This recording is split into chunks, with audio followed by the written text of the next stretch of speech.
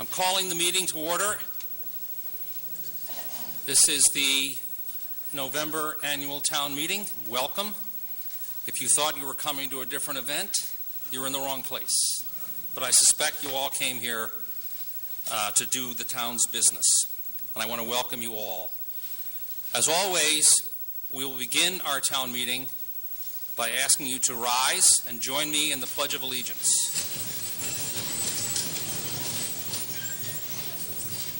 I pledge allegiance to the flag of the United States of America and to the republic for which it stands, one nation, under God, indivisible, with liberty and justice for all.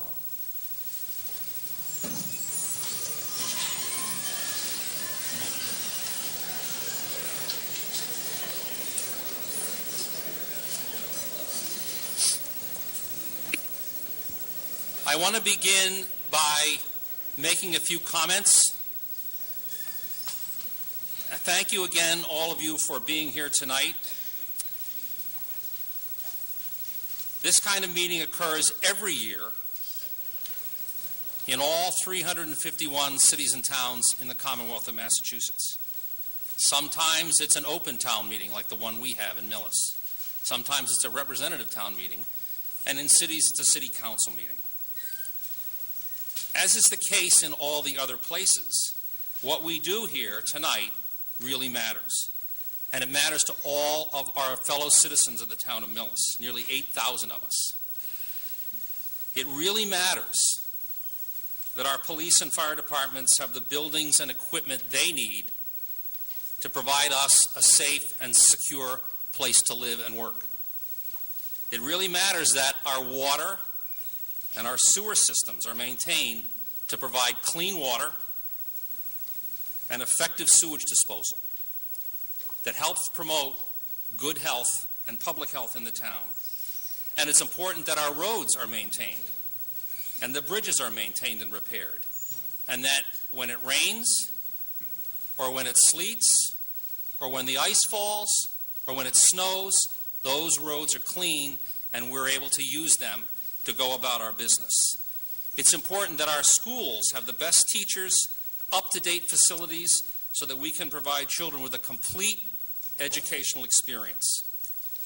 And it really matters that our seniors are respected and supported with services they need to live full lives. It's important that our zoning rules and open space policies provide homeowners and our businesses with an environment in which they can thrive. And of course, it really matters also that our taxpayers are provided with an efficient and effective town government where every dollar counts and government really works. Tonight, in particular, I think, it's appropriate that we meet as a town and in the town meeting on the day that a true champion of local government was laid to rest. For decades, Mayor Tom Menino dedicated his life and talents to the kinds of issues we will consider here tonight for our town. He did it because it really matters, that these things are dealt with fairly and effectively. He did it because these things really matter to people. And tonight we will deal with the same kinds of issues for our town. But before we begin, and in an effort to recognize our fellowship with our neighbors in the city of Boston, I would ask you all to rise and observe a moment of silence in the memory of Boston Mayor Tom Menino.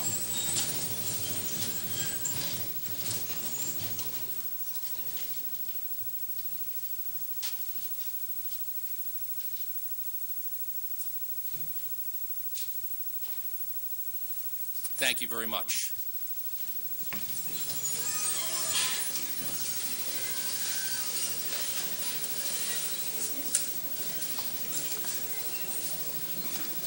I'd also like to spend a moment recognizing an individual a little bit more close to home and take this opportunity to thank a long-service Millis employee who retired in September of this year, Mr. Alec McCall.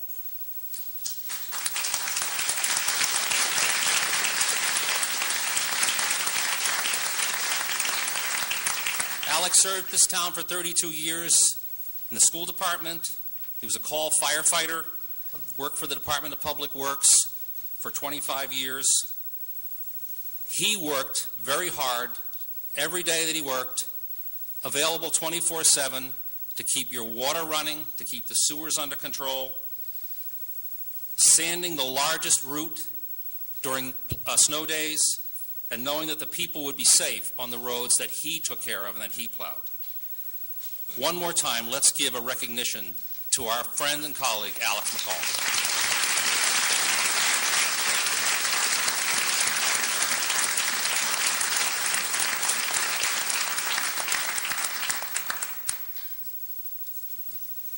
So now we turn to the business of the town meeting. We are here tonight to conduct the town meeting for the fall of 2014. We have with us, of course, officials, elected officials, and others who have worked tirelessly to prepare the warrant and to present the articles for your consideration. This includes the selectmen, the school committee, planning board, library trustees, and board of health, and others. Another important group that we have here tonight really is the group that is here to advise you, having reviewed all of the articles as presented by our elected officials and the town administrator and the school superintendent. This is the Finance Committee. The Finance Committee members are seated here before you. It's their job to review all of the articles presented by the Board of Selectmen, to review them in the context of the value that they are provided, in the context of the budgetary requirements of the town. The Finance Committee members are appointed members. They are independent of any town board, and their responsibility is to review, again, all of the articles and report to you, which they have done in their Finance Committee report, and also to make recommendations to you on each article as it is presented for your consideration. Your role in all of this is the most important one. Your role is to consider the items that are presented, to debate them, to question them, to improve the clarity and to give yourself a better understanding of what the articles are about. And last but not least, it's your role to decide. The decision makers in town meeting are you, the voters of the town of Millis. It is up to you to decide how we will ultimately deal with all of the articles which are presented for your consideration. In order to facilitate conversation, the way we work the town meeting is each article presented to you in the warrant is considered in order for us to give an orderly conversation about each of the articles. So the articles will be considered in the order they are presented in the warrant. Now, it is your right to move an article forward in the agenda, and that can be done by majority vote of the town meeting. But there being no other changes, we will proceed through the warrant articles one at a time. I know that some of you may have a little bit more interest in one of the articles than perhaps the others. Every article is important, and I urge you to stay through the end of town meeting to consider all of the articles. The articles are presented to the town meeting by main motion. The main motion will be made by a member of the Finance Committee. That motion will be moved and then it will be seconded. Following the motion on the article, a Finance Committee member will address the town meeting and describe the recommendation of the Finance Committee and the reasons behind that recommendation. After the Finance Committee member has had the opportunity to present the information to you, then we will consider and recognize others who may have questions or may have comments that they would like to make on any article. All discussion is through the moderator. In order to discuss, you must be recognized by the moderator. And again, this is a large group, so we want to have an orderly conversation, respectful of everybody who has an opinion. If you have something you want to say, you can raise your hand, I will recognize you, and then you can speak to the town meeting with your questions and your observations. You can do that, hopefully, everybody will follow the requirement, or request anyway, that you do it coming down to the front and using the microphone. The reason for that is so that everyone can hear you. It's better to have a comment that everybody can hear rather than being shy and staying in the back. So if you would, when you're recognized, come forward to the microphone, state your name and address, and then you're free to make your comment. Any questions you have of members of any of the boards or the Finance Committee are in order, but all those questions come through the moderator. There's no direct dialogue between elected officials and you on the floor, or between any members of the town meeting. Everything is funneled through the moderator. Again, the idea there is to keep it orderly and give everybody a chance. Once we have concluded conversation about a particular article, it will move to a vote. Now, there's one thing that could happen as we go through is during the discussion of a main motion, someone may want to rise and make a motion to amend the main motion, to change the language or to change something in the main motion. Motions to amend can be made. They are in order. If you have a motion to amend, again, if you could come forward, state your name and address, and state the nature of your motion to amend, then we will consider that motion to amend. A motion to amend, in order to be discussed, needs to be seconded by someone. But if we get a motion and a second to amend a main motion, we will then go through the conversation on the amendment. Once the discussion on the amendment is completed, we will vote on it and then go back to the main motion to conclude our deliberations around the main motion. The important things to keep in mind are things are put to the floor by motion and second. Conversation is led by a proponent, initially by the Finance Committee, and then conversation is allowed by anybody, as long as you're recognized by the moderator. Voting occurs after all conversation around an article is concluded. Initially, we will call for votes by voice vote. If it is clear from a voice vote that the requisite number of people have voted in favor of a motion or opposed to it, then we will deal with that particular motion and that particular article by voice vote. If there is division in the House, then the moderator will call for a standing count. So that we would ask at that point in time, if we reach that for any particular article, that you stand and have your vote counted by the counters that are appointed here tonight, so that we can accurately reflect your vote. In the town meeting, it is vote is by standing count. If we decide to go to an actual vote and the voice vote is insufficient. Typically, an article is passed by majority vote.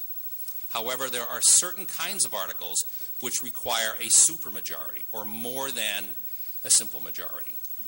In each case where that rule would apply, you will be notified of that before you make your vote. So in certain instances, particularly, for example, when a borrowing is involved, a borrowing motion requires a 2/3 vote. So you will know in advance whether a 2/3 vote is required before you are asked to vote on any particular warrant article. A couple of special motions. During conversation, it is in order for a member of the town meeting to rise and be recognized with what we call a motion to move the question. A motion to move the question, if seconded, will be acted upon by town meeting. A motion to move the question really is to cut off further debate and bring the matter to a vote. So it is possible for the town meeting to declare through a motion to move the question that enough debate has occurred and the town meeting wants to move to action. In order for a motion to move the question to be successful, it must be adopted by 2/3 of the town meeting members. So if you hear during the meeting someone move the question, you'll know that it's an effort to cut off further debate. If you have a question about process and procedure, you can rise and be recognized with a point of order, and the chairman of the of the meeting, we'll attempt to answer your point of order.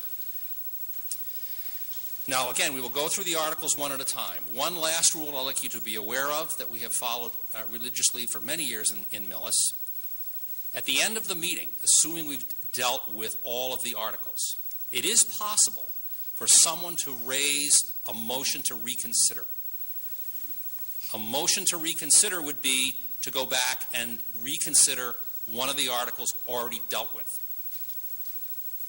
That motion to reconsider is only in order after all the articles have been acted upon. But it's just a word to you to understand that it is possible for the town meeting, through a town meeting vote, to reconsider an article before we leave tonight.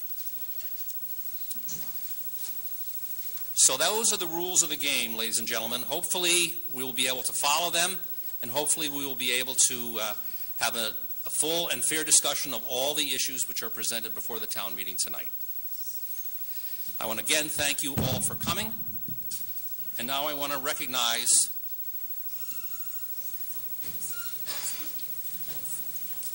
I'd like to recognize the chair of the Finance Committee. Thank you, Mr. Moderator. I would like to thank everyone in the audience for coming to this town meeting, for taking time from your busy schedules to attend to the business of the town. First of all, I'd like to introduce the Finance Committee. I am Susan Becky, the chair. Down to my far right is Jim Smith, Doug Riley, Tom Krimmel, Peter Germain, who is the vice chair, Craig Schultz, Rich Malloy, who is the clerk, and Jody Garzon. The Finance Committee is made up currently of 8 members, as we have 1 vacancy. We are all residents of this town who have volunteered and are appointed by the moderator. The job of the Finance Committee is to consider each article on the warrant which has been voted by the Board of Selectmen. These articles have been submitted by various town boards or sometimes by citizen petition. It is the obligation of the Finance Committee to weigh the information presented on each article with the various needs of the community.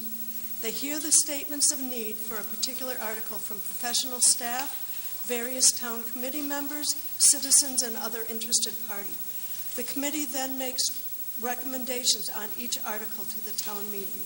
At this point, it is the responsibility of you citizens who are attending town meeting to make the decisions on each article, decisions which give directions to the Board of Selectmen, the town administrator, and other town staff. There are 20 articles on the warrant for this town meeting. In addition to the override article concerning the town athletic fields, there are a range of articles. Some articles address the town's infrastructure, in addition to the sewer system, painting and repairs to one of the 2 water towers, and replacing a sewer pump station.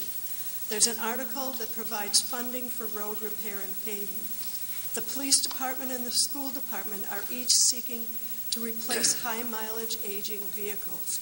The fire rescue department has requested funding for placing defibrillators in town buildings and vehicles.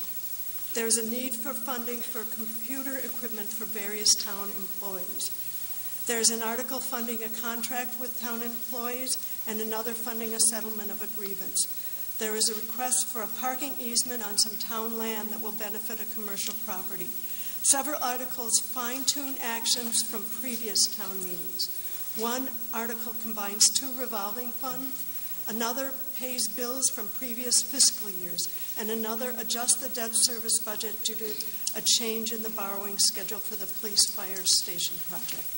Funding is requested for a legally required actuarial study of certain costs to the town. There is also an article adding funds to the stabilization fund, which is essentially the town's savings account to provide for unforeseen needs, such as last year when extra funds were required to cover the costs of a snowy winter. Several articles have been recommended for dismissal.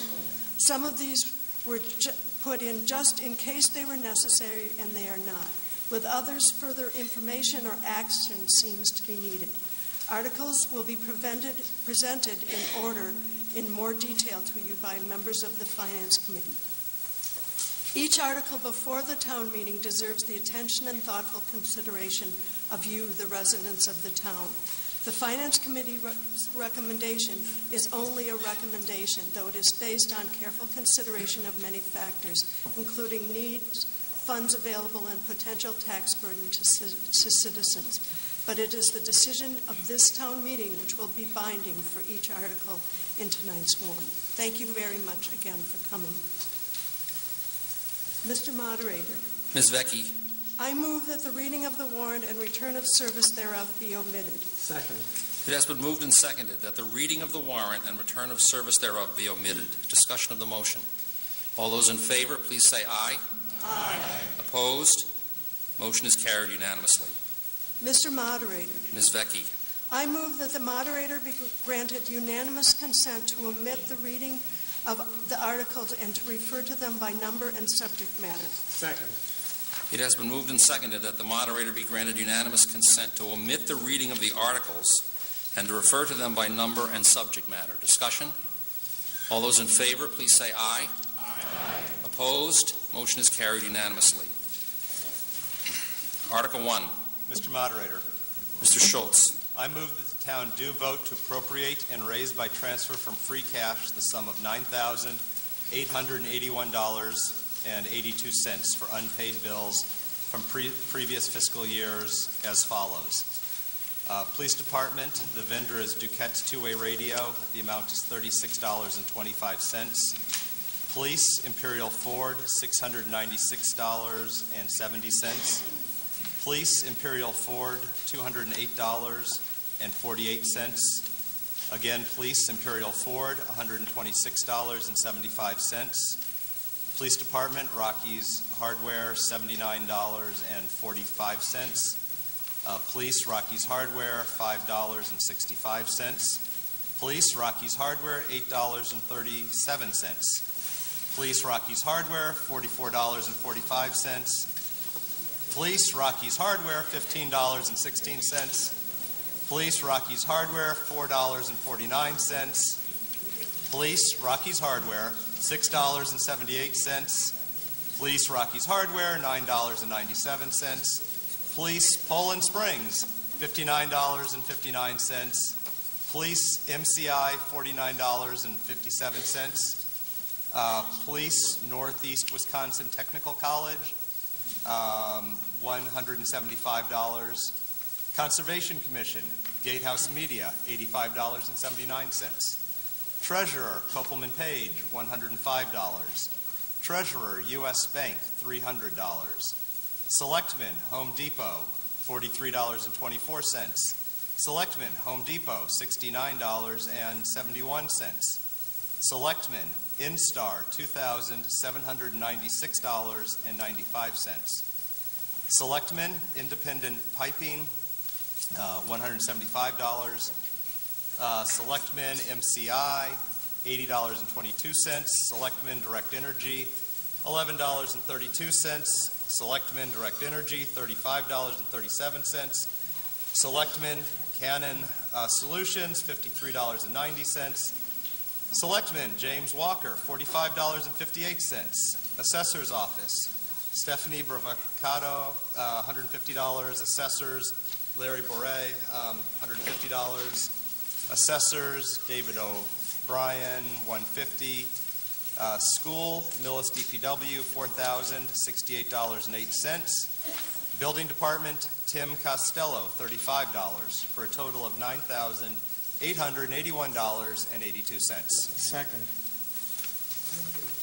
It has been moved and seconded that the town do vote to appropriate and raise by transfer from free cash the sum of $9,881.82 for unpaid bills as noted by Mr. Schultz from the previous fiscal year. Discussion of the motion. Mr. Moderator, Mr. Schultz. all of these relate to the prior year's spending, but they were submitted after the close of business. So we do owe the money. These have been vetted by the accounting department. There's no disputing that we owe it. It's just that we can't pay that without a town meeting vote. Further discussion of the motion. All right, this motion is a motion to honor expenditures and bills from a prior fiscal year. In order to be adopted, it must be adopted by a 4/5 vote of the town meeting. So all those in favor of the motion on these unpaid bills, please say aye. Aye. Opposed? The motion is carried unanimously. Article 2. Mr. Moderator, Mr. Schultz. I move that the town do vote to raise and appropriate from taxation the sum of $700 for the funding and implementing the cost items for the first year of a collective bargaining agreement between the town of Millis and the Millis School Traffic Supervisors Association. Second. It has been moved and seconded that the town do vote to raise and appropriate from taxation the sum of $700 for funding and implementing the cost items for the first year of a collective bargaining agreement between the town of Millis and the Millis School Traffic Supervisors Association. Discussion. Mr. Moderator, Mr. Schultz. this will set aside $700 to fund the July 1st, 2014 to June 30th, 2015 collective bargaining agreement once the final resolution has been reached. Further discussion. All right, all those in favor of the motion, please say aye. Aye. Opposed? This motion is carried unanimously. Article 3. Mr. Moderator, Mr. Germain. I move that the town do vote to transfer the care, custody, maintenance, and control of the land described as a portion of the right-of-way of Farm Street near the intersection of Main Street, Pleasant Street, and Farm Street described in a plan entitled Plan of Land 1098, Main Street, Millis, Massachusetts, dated October 3rd, 2014, drawn by Richard W. Reed, Jr., and further described as a parcel of land located on the northerly sideline of Farm Street in the town of Millis, county of Norfolk, the Commonwealth of Massachusetts, and being bounded as described as follows.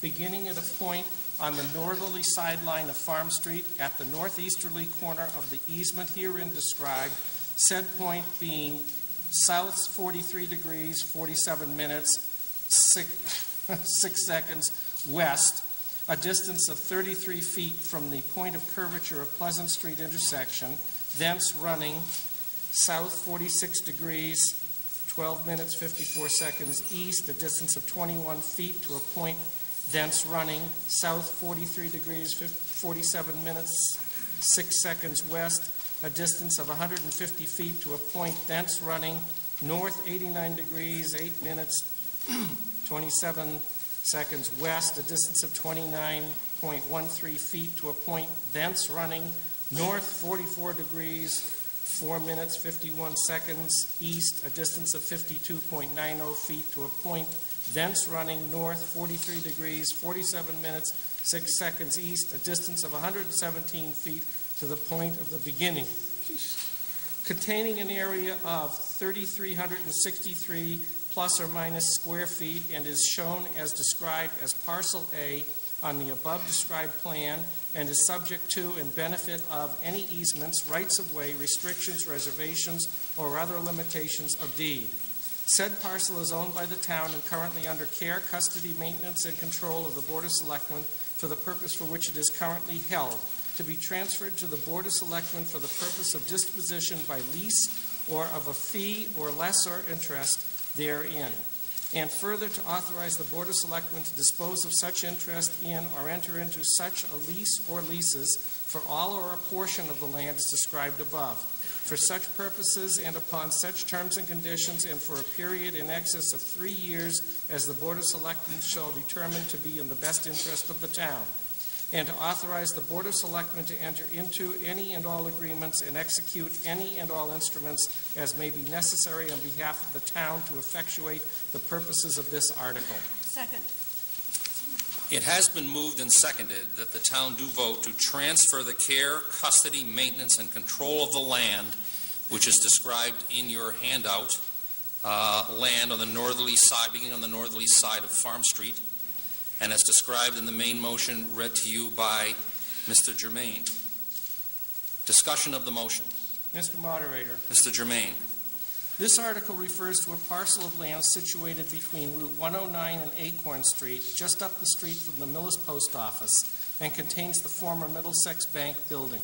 In 2000, the town of Millis decided to close off access to Farm Street from Route 109 and Pleasant Street intersection as a result of the dangerous traffic pattern that was associated with that intersection. The street was blocked off by creating a cul-de-sac and a sidewalk and parking area which the town agreed could be used by the bank. The parking area is within the Farm Street right-of-way.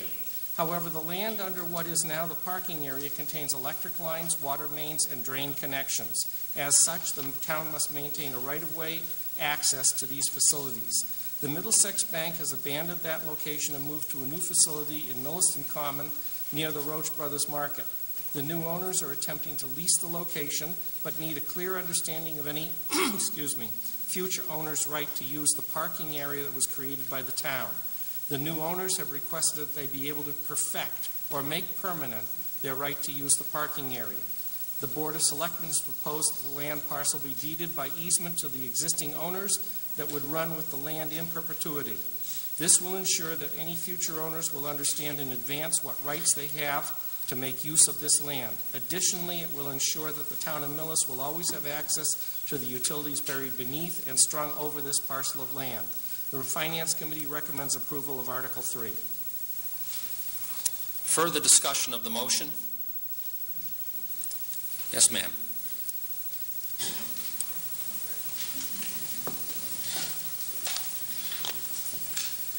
Heidi Perkins, 94th Road. I just wanted to know if the former greenhouse property were to be developed with houses there, is there access for fire equipment to get in here to service any development that may occur there? I can't tell by this plan, sorry, it's too small for me to read, how wide that access would be.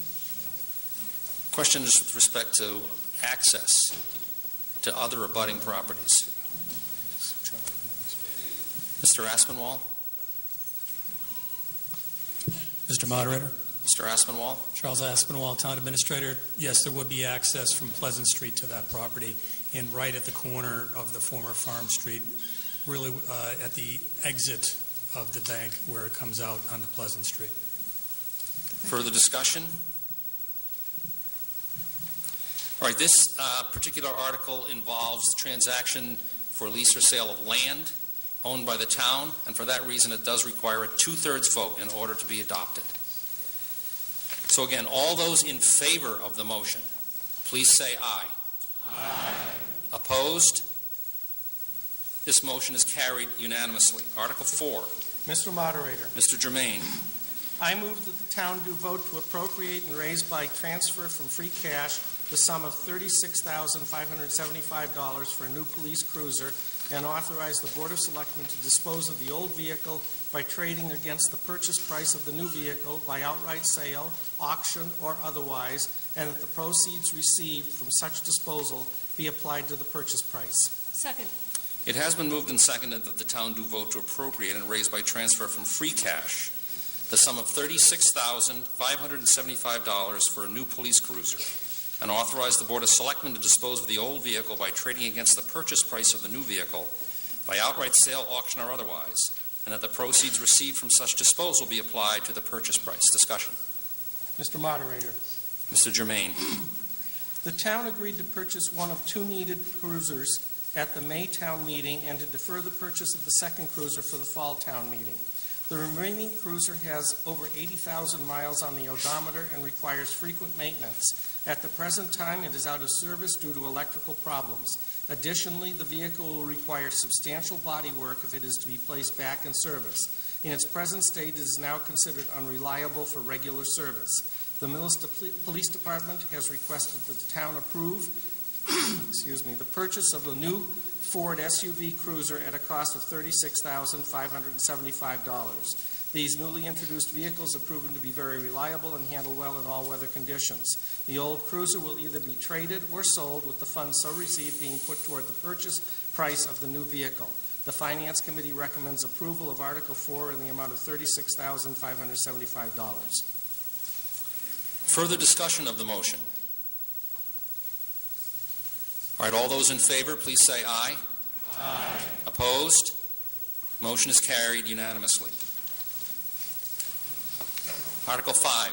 Mr. Moderator, Mr. Germain.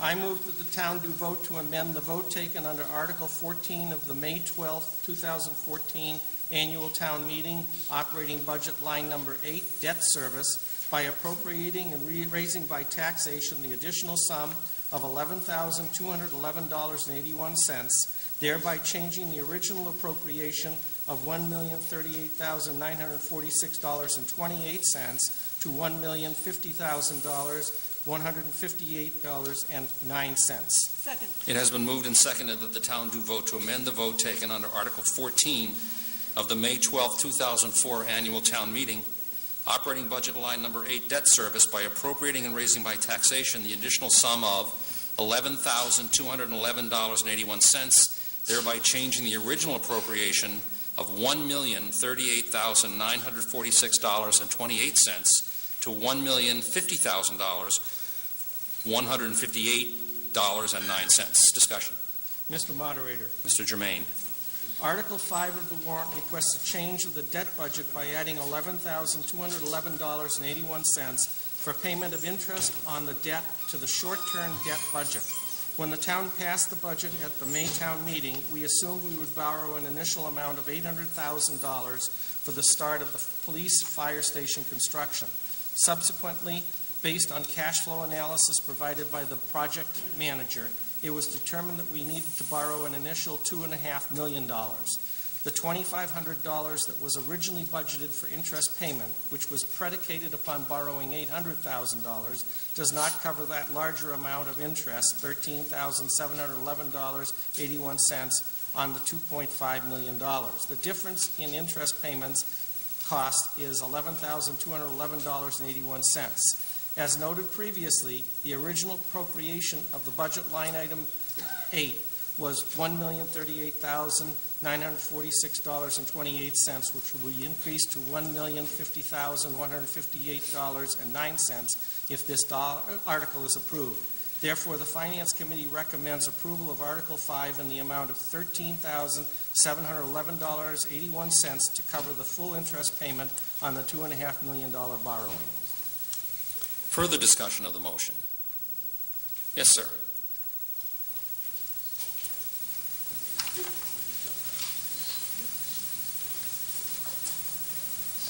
Bob Conry, 10 Greenwood Drive. My question relates to the interest rate. Reading the Finance Committee's recommendation, it looks like we're paying less than 1%, which seems not right, unless we are. Is that true? Does somebody know what the interest rate we're paying on this is? Is there one who would like to address the interest rate being paid? The interest rate is, in fact, less than 1%. Thanks. I'll let that one go, Mr. Germain, since you weren't recognized.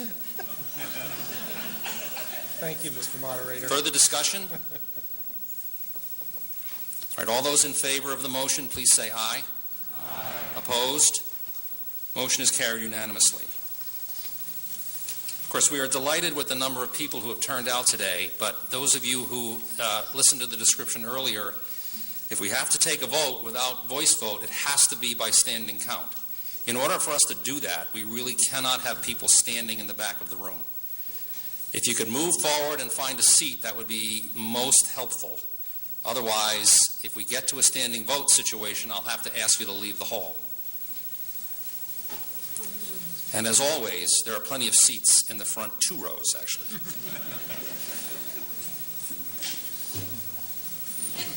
Thank you. Article 6.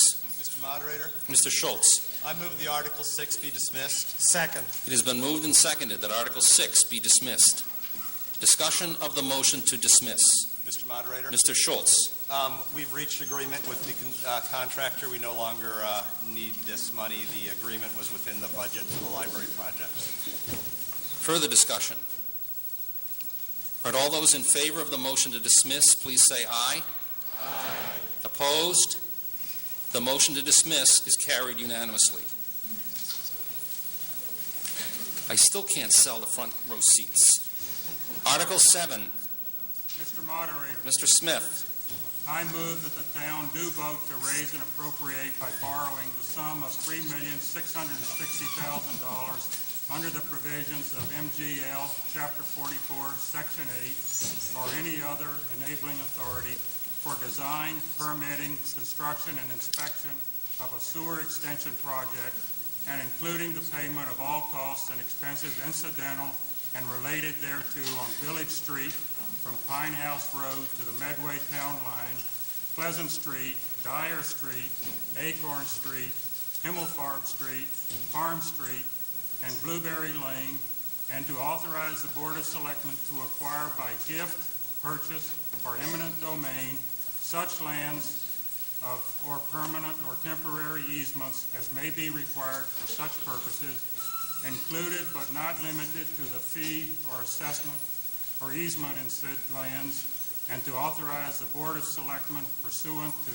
MGL Chapter 80 or Chapter 83 to assess by the uniform unit method 80% of the project cost by sewer betterments therefore, on lots included those shown, but not limited to, on Assessor's Map 39, parcels 4, 5, 6, 7, 8, 9, 10, 11, 12, 48, 38, 22, 42, 40, 41, 70, 29, 23, 47, 44, 62, 63, 64, 65, 66, 67, 45, 46, 24, and map 40 parcels 144, 128, 150, 151, 163, 162, 161, 160, 159, 166, 17,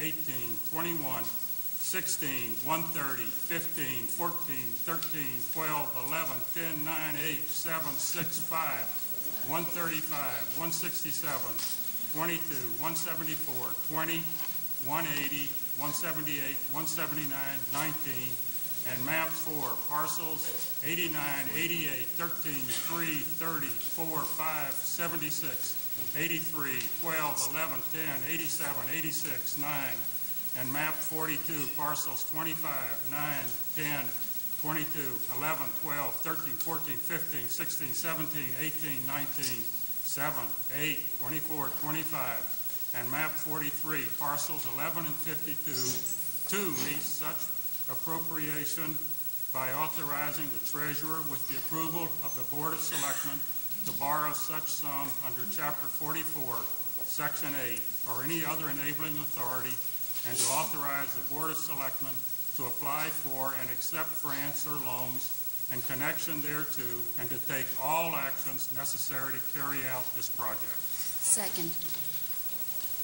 It has been moved and seconded that the town do vote to raise and appropriate by borrowing the sum of $3,660,000 under the provisions of MGL Chapter 44, Section 8, or any other enabling authority for the design, permitting, construction, and inspection of a sewer extension project, and including the payment of all costs and expenses incidental and related thereto on Village Street from Pine House Road to the Medway Town Line, Pleasant Street, Dyer Street, Acorn Street, Himmelfarb Street, Farm Street, and Blueberry Lane, and to authorize the Board of Selectmen to acquire by gift, purchase, or eminent domain such lands or permanent or temporary easements as may be required for such purposes, including but not limited to the fee or easement in said lands, and to authorize the Board of Selectmen, pursuant to Mass General Laws Chapter 80 or Chapter 83, to assess by uniform unit method 80% of the project costs by sewer betterments, therefore,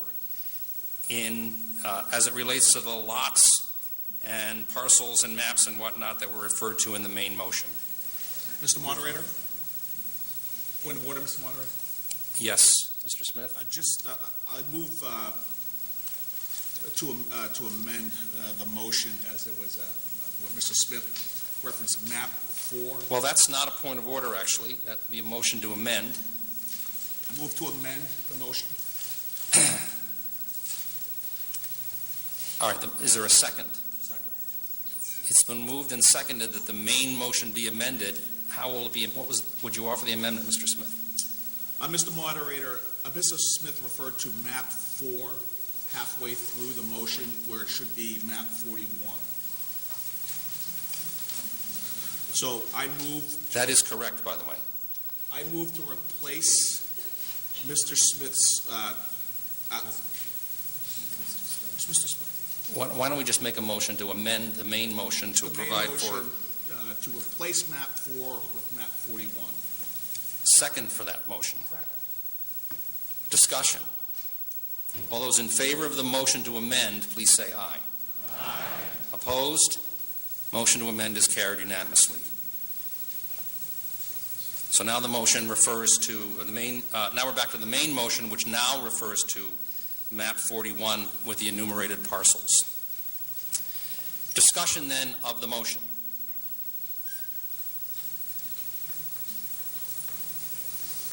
Is there any discussion from the Finance Committee on the motion? Mr. Moderator, Mr. Smith. this article provides for the extension of sewer service to 162 units in the Village Street area. This capacity is available to the town of Millis and has not yet been assigned. 80% of the construction cost will be borne by the benefiting landowners, with a planned $18,068 betterment assessed to each unit for repayment of the bond for the construction. The bond interest is to be funded by the landowners, who will have a period of time in which to repay the loan should the landowner ask to spread the payment over time. The remainder is to be funded by the Sewer Enterprise Fund. With this extension, approximately 2/3 of the town will be served by sewers. Extensive reviews were made prior to selecting Village Street, and this area was found to be the most in benefit of this service extension. The funds for this project will be borrowed, necessitating a 2/3 vote. The Finance Committee recommends the borrowing in the amount of $3,660,000 to fund this project. Further discussion? Yes, sir. Jeff Howley on Village Street. I feel like I was never really given much of a choice on this, and getting a $18,000 lien on my property for a sewer line that I never plan on tying into.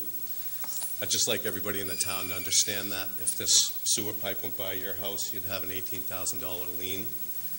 I have a neighbor who has a lot of land. He's getting a $400,000 lien on his property. I just think people should understand that. If they vote yes on this, you're going to put a $400,000 lien on somebody's property. Thank you. Further discussion? Yes, sir.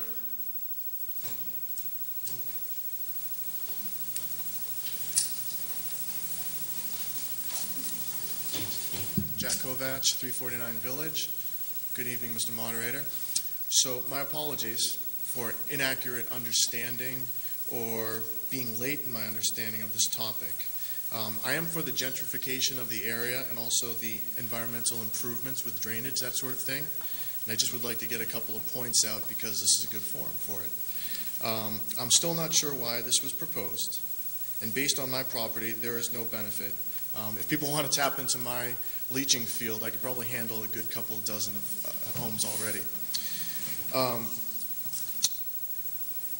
The town voted on this when only 162 units have been affected. Those 162 units are the ones that pay for it. If we were to cost share with the entire town so that everybody's taxes go up besides just the 162, how would the vote go then? In addition to that, since I have no need for the sewer and the sidewalk is not guaranteed, there's no betterment for me. All my costs go up. So taxes, the lien, the connectivity service cost, and the other thing to consider, some points to consider, the $3.6 million cost of this betterment and the tie-in fee of $3.3 thousand is not guaranteed. That project cost, the contractors, those costs could balloon up. I'm not sure why sidewalk was not guaranteed to be included in it. That would be a betterment for sure that all could enjoy, especially since that cost amount would really only be a 3% increase on an already large number. As it is with a septic system and a leaching field, I pay $300 every 3 years to pump out the tank. And at the time, my 2-year-old said to the guy, "Did you get all the poopies?" And he sure did. So, my two kids are about to enter the school system. Are you sure? Oh, she monitored them. Okay, good. Yep, she watched them. I have 2 kids who are about to enter kindergarten, and this could jeopardize my ties to living in Millis. This additional amount is the equivalent of forcing me to finish my basement wood, which I think would be more of a betterment to me. I could recoup those costs more so than this type of betterment. But I would finish my basement if I had the financial means for that right now. So, those are my thoughts, and I could put out a motion to say, hey, let's keep this just to the 162 owners that this directly affects with the betterment and also the cost. So can we motion to either do that, or can we motion to cost share with the entire town? You're free to make a motion for the town to consider. It would be helpful to have language that was clear as to Exactly. what your motion to amend Yeah, I was think at this intended to point I probably should. If I've motivated somebody enough that understands what it is where I'm coming from, and if this seems like a good idea, because I'm not good with public service, you can join in, but this is something that I had to say because it has a profound effect on me. So thank you. Thank you. Further discussion? Yes, ma'am.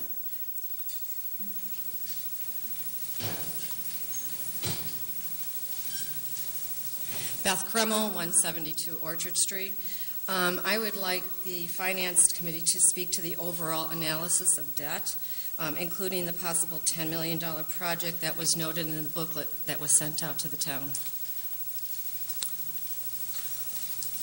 Question is with respect to, I guess, how this debt fits into the bigger picture.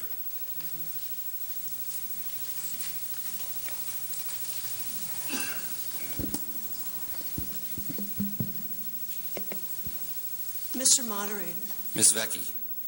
the long-term debt capacity of the town of Millis, is that what you were referring to, that was in the town warrant? And that was put in there so the townspeople could see what the town's debt picture looks like. And under future projects is the sewer pump station, which is being talked about tonight, and the Area C sewer, which is the article before us now, and the Farm Street tank.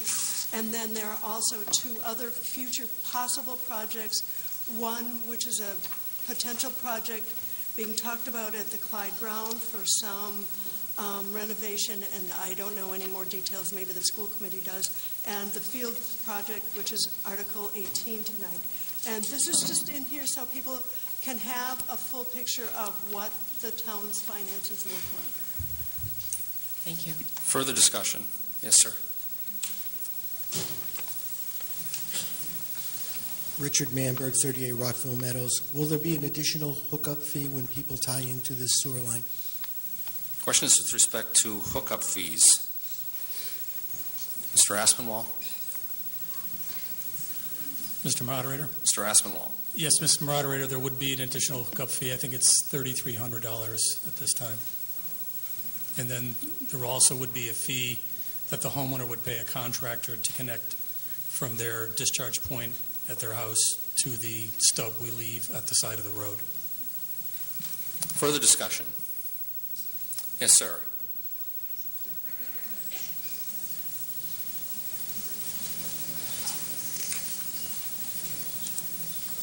Bob Connery, 10 Greenwood Drive. My question is, we've only heard from two people from Village Street. Is there a reason we're considering this? I haven't really heard yet. Is there some risk to our public drinking water? Is there like a risks if we don't do this? And was this vetted with the residents of Village Street, and are they generally in support of this? Mr. Moderator. Mr. Smith? Chris Smith, Board of Selectmen, 3 Walnut Street. Mr. Moderator, this is the second part of a two-part process. The first process happened in the May town meeting, where the project was conceptually presented to the town after several public meetings. It was really at the request of several residents within the Village Street area who notified us that they wanted sewer in that part of town because of the rate of failing, or will be failing, septic systems over the next several years. All right, so that vote passed 86-5 in the May town meeting. What we're doing here is the borrowing for that, so that's the second part of the process. So yes, this was discussed at length back in May. It doesn't mean that we can't discuss it now, but that's where the preface for tonight's vote has come from. Further discussion? Yes, ma'am. Michelle Butler, Village Street. I know that at the earlier meeting, there was confusion based on what we thought was going to be covered in that. A lot of the Village Street residents thought that only the people who wanted to hook up would be part of paying for this, so I think they were underrepresented at the May meeting by not, I think the lack of clarity in what was communicated previously. In talking to my neighbors, many of which say that they do not support this, so out of all of those units, if only a few agree with this, then I'm not sure where the benefit is. The rest of Millis is going to be footing 20% of the bill, and I'm not sure, to I think Bob's question earlier, what's the benefit in general, but homeowners like myself who have a duplex or anyone who has a two-family will be paying twice the fee. So not only potentially the $18,000, double that, double the contractor fee, the hookup fee. If there's not a benefit for the majority of the Village Street residents, then we just would hope that you vote no on this. Thank you. Further discussion of the motion? Yes, ma'am.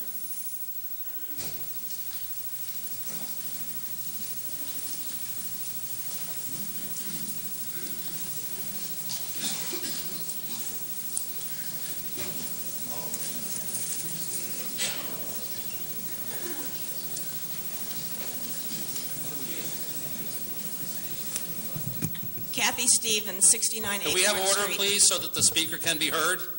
Thank you. According to what I see printed in Could the... you identify yourself, please? I did. Kathy Stevens, 69 Acorn Street. Thank you. There's a lot of other streets that are listed on here besides Village Street for sewer extension. Yet everything I've heard so far has been just Village Street. Now, does that include the Acorn Street and Himmelfarb and the other ones that were listed? Are we also now part of it? Now, I'm part of the section of Acorn Street where we have the development in back of us. We are supposedly going to have a sewer connection off the back of our properties to the sewer pumping station that's going to be part of the Hickory Hill development. Now, if this article includes Acorn Street, will I then be assessed for $18,000 lien when I'm going to be hooking up through the back of my property to somebody else's sewer station? I would not be able to take advantage of this if I'm going to get that from the builder, because he's going to pay for it. Mr. Aspinwall? Mr. Moderator? Mr. Aspinwall.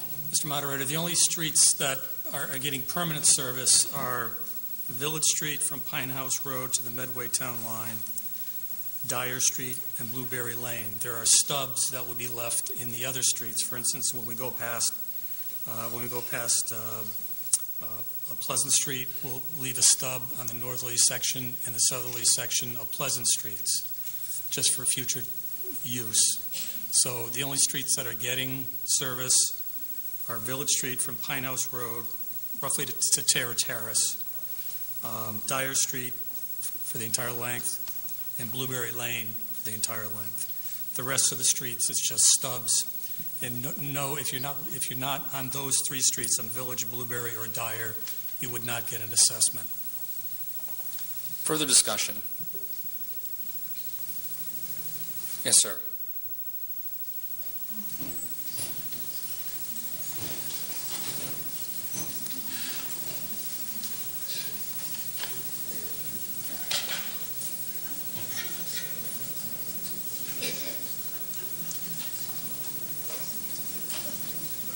My name is Leo Braun, 371 Village Street, and I have a farm there, and my land's for 20 units, and that's going to cost me a lot of money, and I cannot afford that. I'd have to sell my land, which I don't want to do. So I'm against this 100%. Thank you. Yes, sir.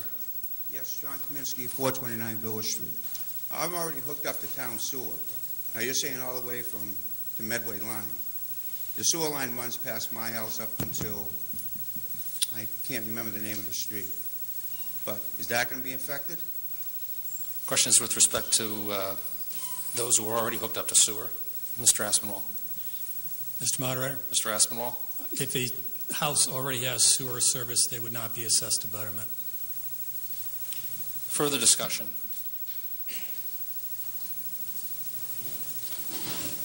All right, well, we have no further, I'm sorry, yes, sir. Or yes, someone in the back, I can't quite see you.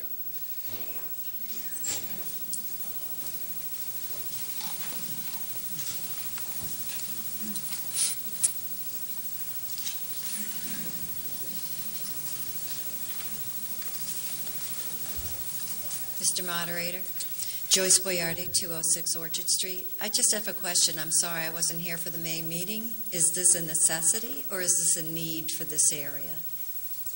Is this a situation like it was over at the Ticonderoga and Lexington area, those houses that were really falling, all the houses were failing and there was, or is this just a neighborhood that's looking for the town to take care of their septic systems?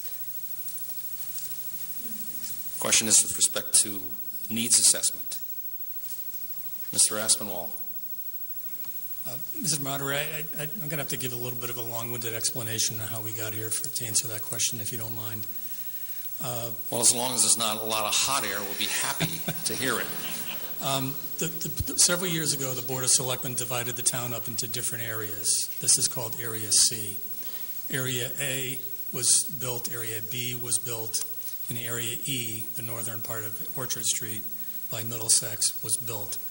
And they were designated certain priorities, and this neighborhood is the next on the list of priorities based on the number of failing septic systems, based on the soils in the area, and based on support from the neighborhood.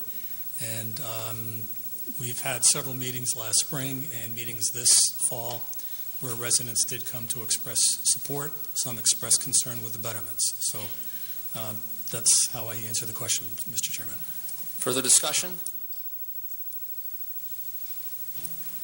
Yes, ma'am.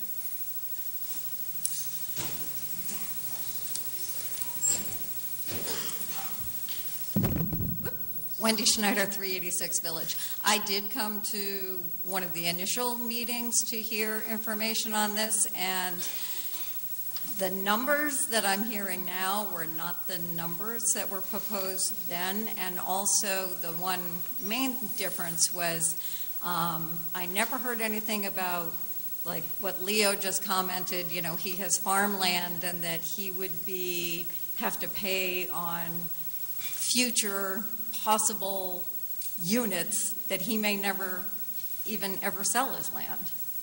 So that if he has 20 units that basically is field, but he's got to pay $18,000 on each of them for the future, maybe kind of, sort of, those kind of things were never discussed at the meeting I was at. So I think for all of you that are here, plus the town obviously still is going to pay 20%, so all of you would pay 20% as well on top of other things that are going to be discussed tonight for increasing taxes. So, thank you. Further discussion? Yes, sir.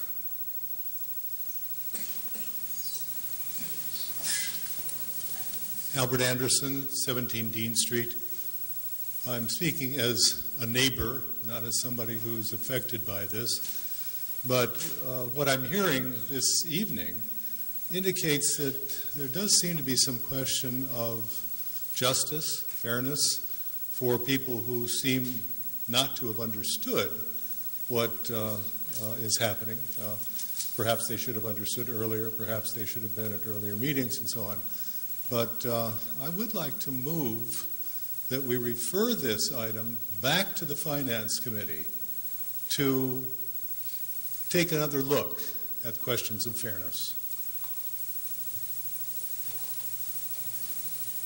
Let me just, all right, hold on.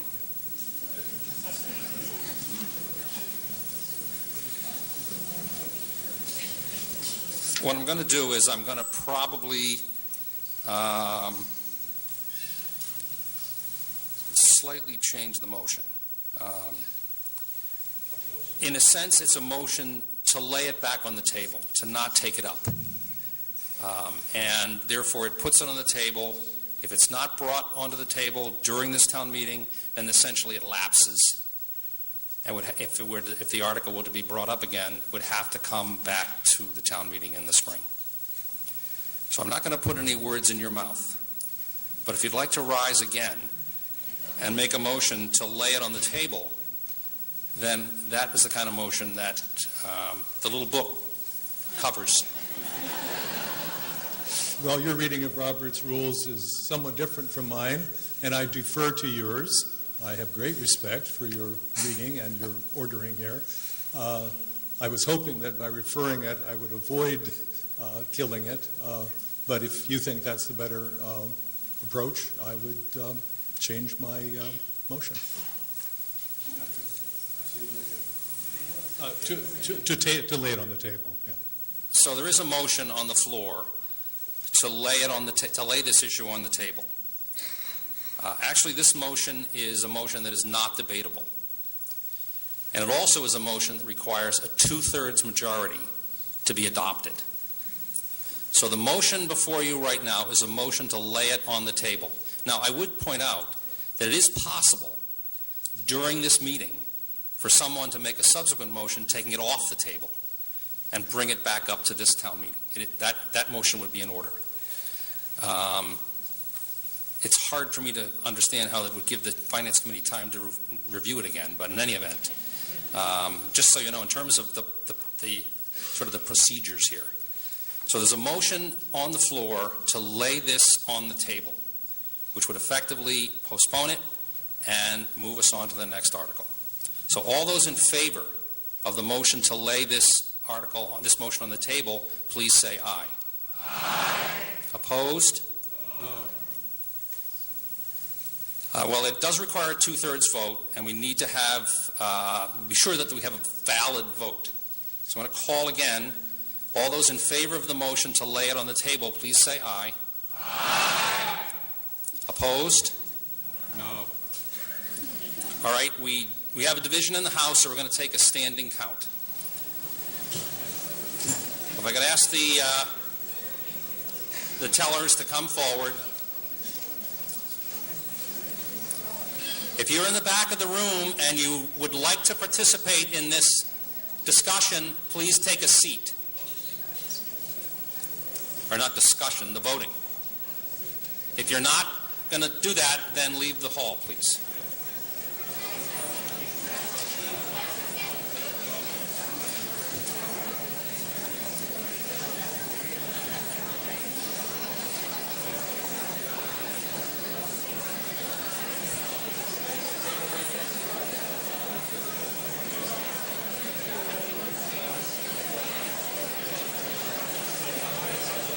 Okay, ladies and gentlemen, let's come back to order.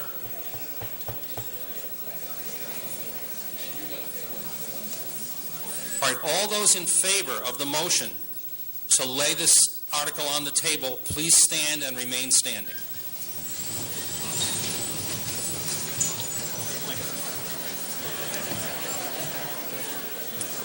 Please be patient while we make the count.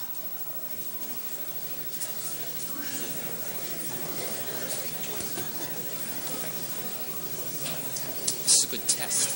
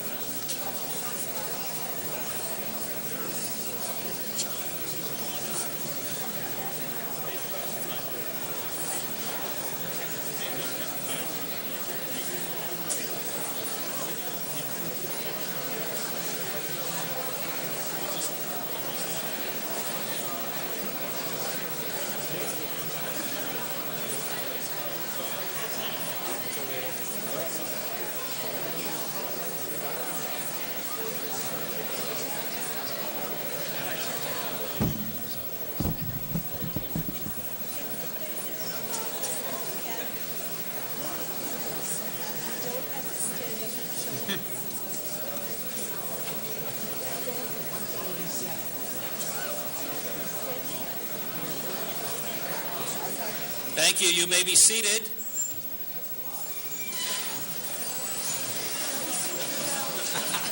All those who are opposed to the motion, please stand and remain standing. All those opposed to the motion.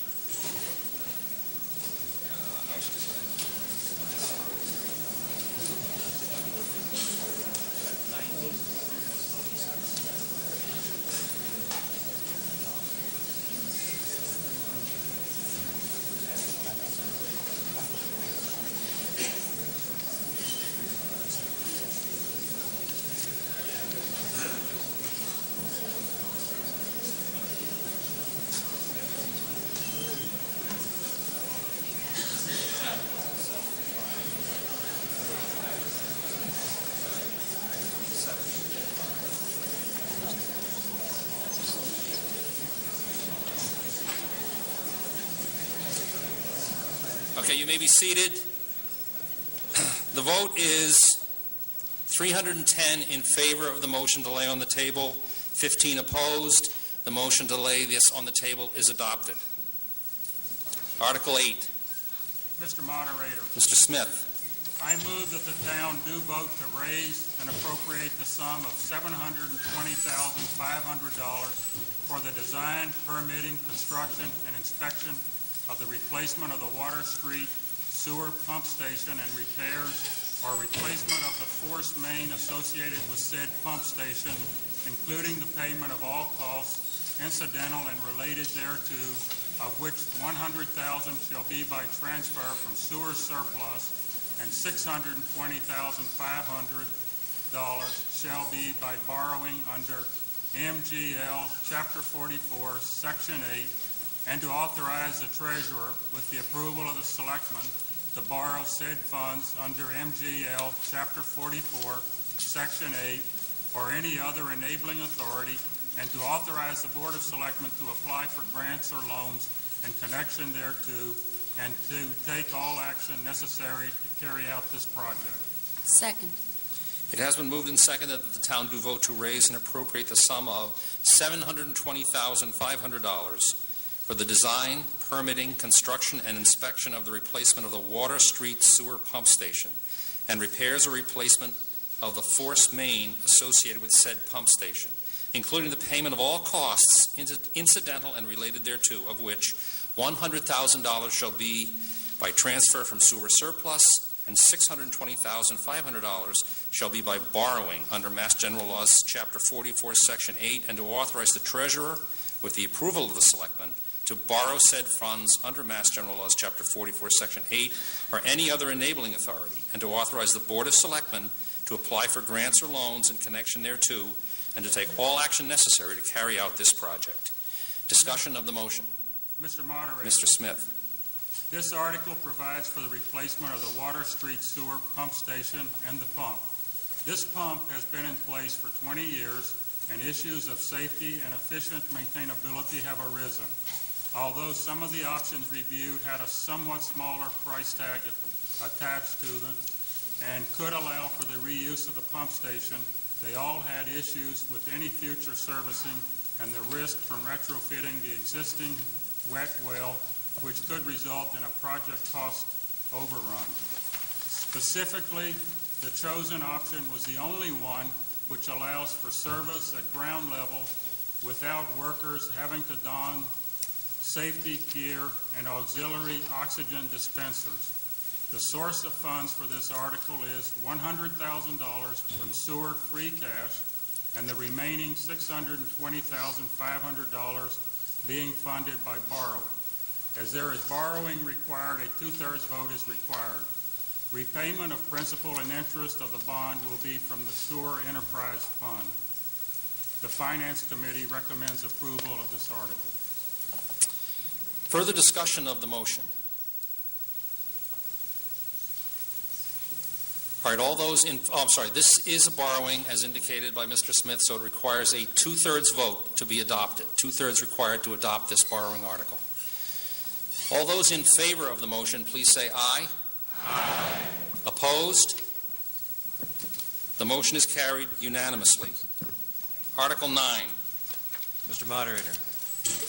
Mr. Krimmel.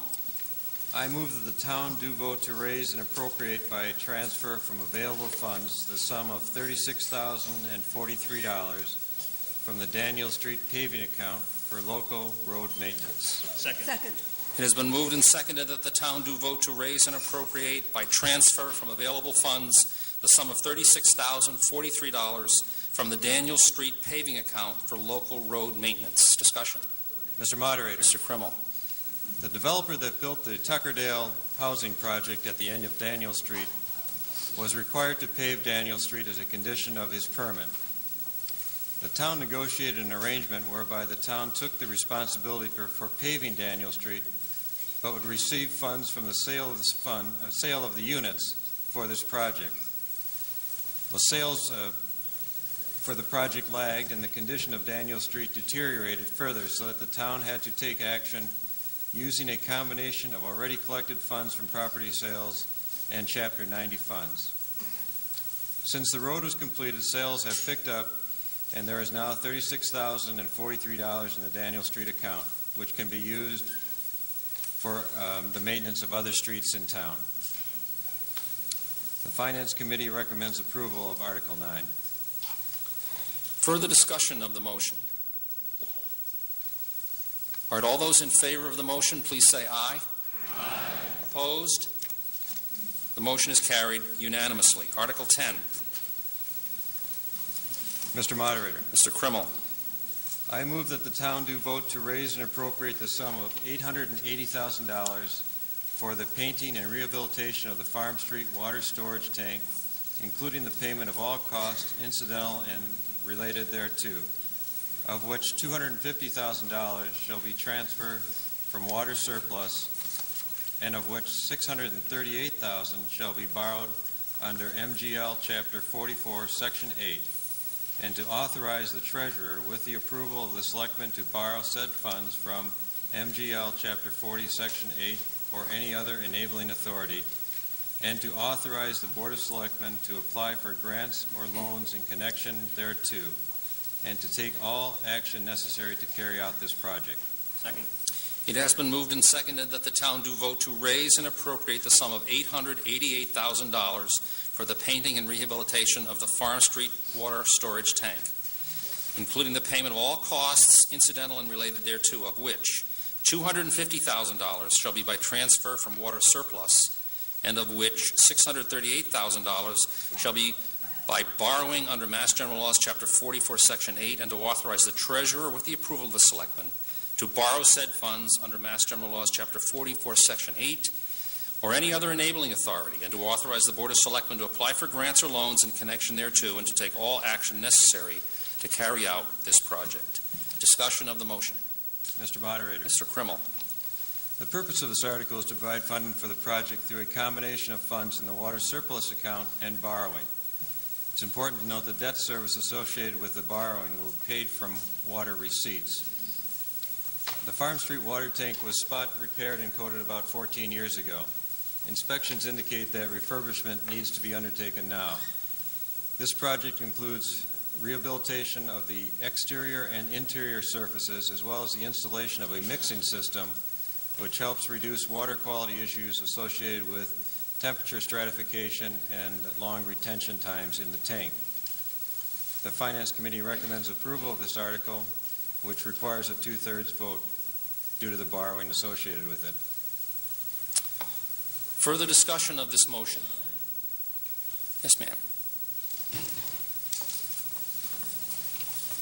Jacqueline Carroll, Dover Road. I have to ask, what would be the price of a new water tank?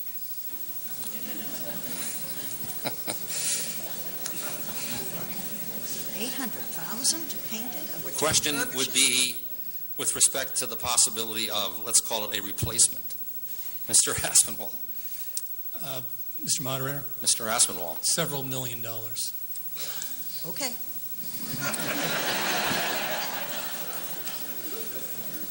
That okay, of course, was out of order, but nevertheless. Further discussion. All right, all those in favor of the motion, again, this requires a 2/3 vote in order to be adopted because there's a borrowing. All those in favor, please say aye. Aye. Opposed? This motion is carried unanimously. Article 11. Mr. Moderator, Mr. Malloy. I move that the town do vote to raise and appropriate the sum of $37,138 for heart defibrillators, of which $10,600 shall be by taxation and $26,538 shall be by transfer from free cash. Second. It has been moved and seconded that the town do vote to raise and appropriate the sum of $37,138 for heart defibrillators, of which $10,600 shall be paid by taxation and $26,538 shall be by transfer from free cash. Discussion. Mr. Moderator, Mr. Malloy. heart defibrillators are a critical tool for our emergency responders. The American Red Cross reports that every year thousands of lives in the United States are saved through the use of heart defibrillators. The purpose of this article is to allocate $37,138 to fund 21 defibrillators for the town. These defibrillators would be located at the police department, the fire department, the town hall, the library, the Department of Public Works, the schools, and in police and fire vehicles. The total cost includes the cost for the equipment itself, the cabinets that house the equipment, and training. And the Finance Committee recommends approval of this article. Further discussion of the motion? Yes, sir.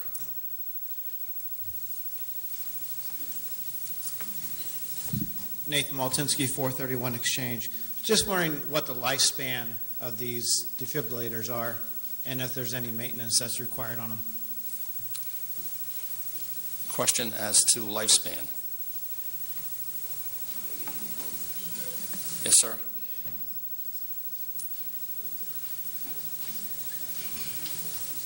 Mr. Moderator. Yes, sir.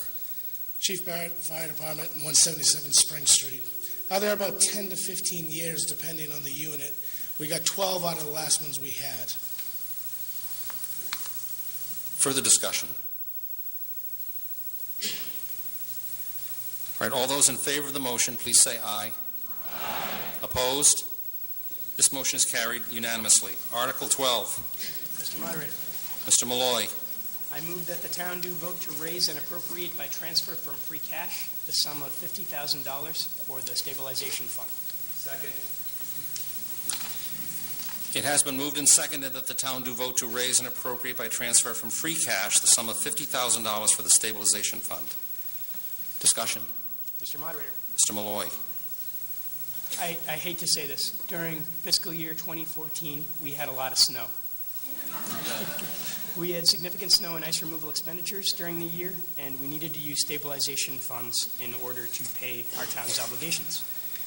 We created a financial management committee, and that town created a financial policy regarding the use and maintenance of our stabilization fund. The policy that was developed requires that the town maintain a minimum of 5% of the total value of the town's operating budget within a stabilization fund. In years where the 5% target is not achieved, the policy requires adding money into the stabilization fund in order to bring us back up to 5%. Because of our snow and ice removal, we're now below that 5%. The 5% standard is recommended by the Department of Revenue, and bond rating agencies consider 5% as a standard when reviewing the credit worthiness of municipal bond funds. Adoption and implementation of the goal demonstrates to bond rating agencies that the town is financially stable, which in turn helps to keep our borrowing costs down. Any vote that relates to the stabilization fund requires a 2/3 majority vote. The Finance Committee recommends approval of this article. Further discussion of the motion. As indicated, this involves transfer of cash within the purview of the stabilization fund, so it requires a 2/3 vote.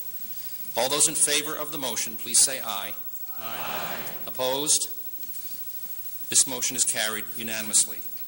Article 13. Mr. Moderator, Ms. Garzon. I move that the town do vote to raise and appropriate from taxation the sum of $8,575 for data processing equipment and services. Second. It has been moved and seconded that the town do vote to raise and appropriate from taxation the sum of $8,575 for data processing equipment and services. Discussion. Mr. Moderator, Ms. Garzon. with respect to Article 13, funds are requested to provide data processing equipment to new employees in the Permanent Building Department and the Finance Committee. The former clerks for these two committees were town employees from other departments, and they used their computers from their primary job. An office has been established for these two positions, but funds are requested for 2 new laptops, cables, and peripheral equipment and a shared printer for their use. There is also funding requested for one other laptop to replace computers that may fail before the next town meeting. The Finance Committee is recommending approval of this article. Discussion, further discussion of the motion. Yes, sir.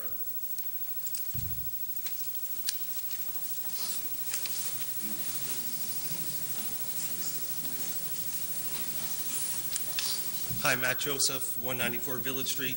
Trust me, as a school administrator, I want to make sure these staff members have the equipment, but we're talking about the equivalent of 9 laptops for this number, or 16 iPads, or even 2 computers for these 2 staff members and 10 iPads for the kindergarten class.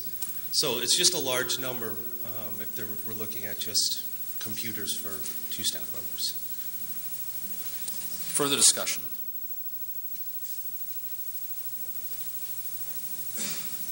All right, we'll move to a vote. All those in favor of the motion, please say aye. Aye. Opposed? No. All right, it's clear that there's a division in the House. Again, I will take a standing count vote on this article.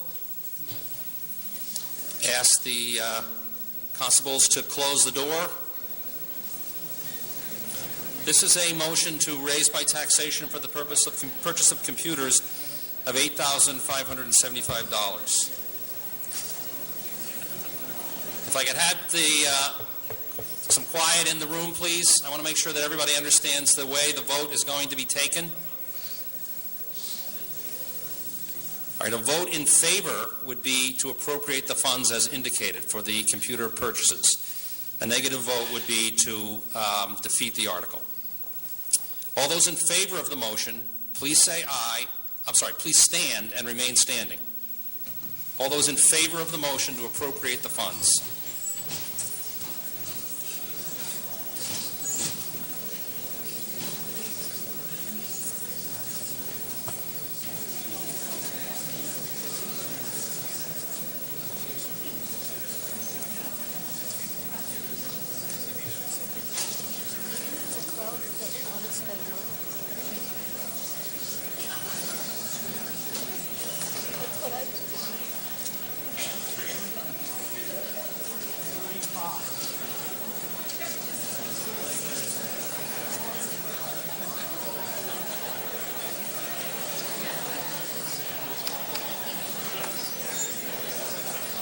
Okay, you can be seated.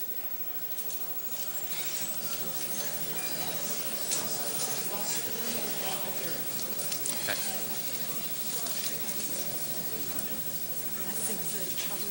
All those opposed to the motion, please stand and remain standing.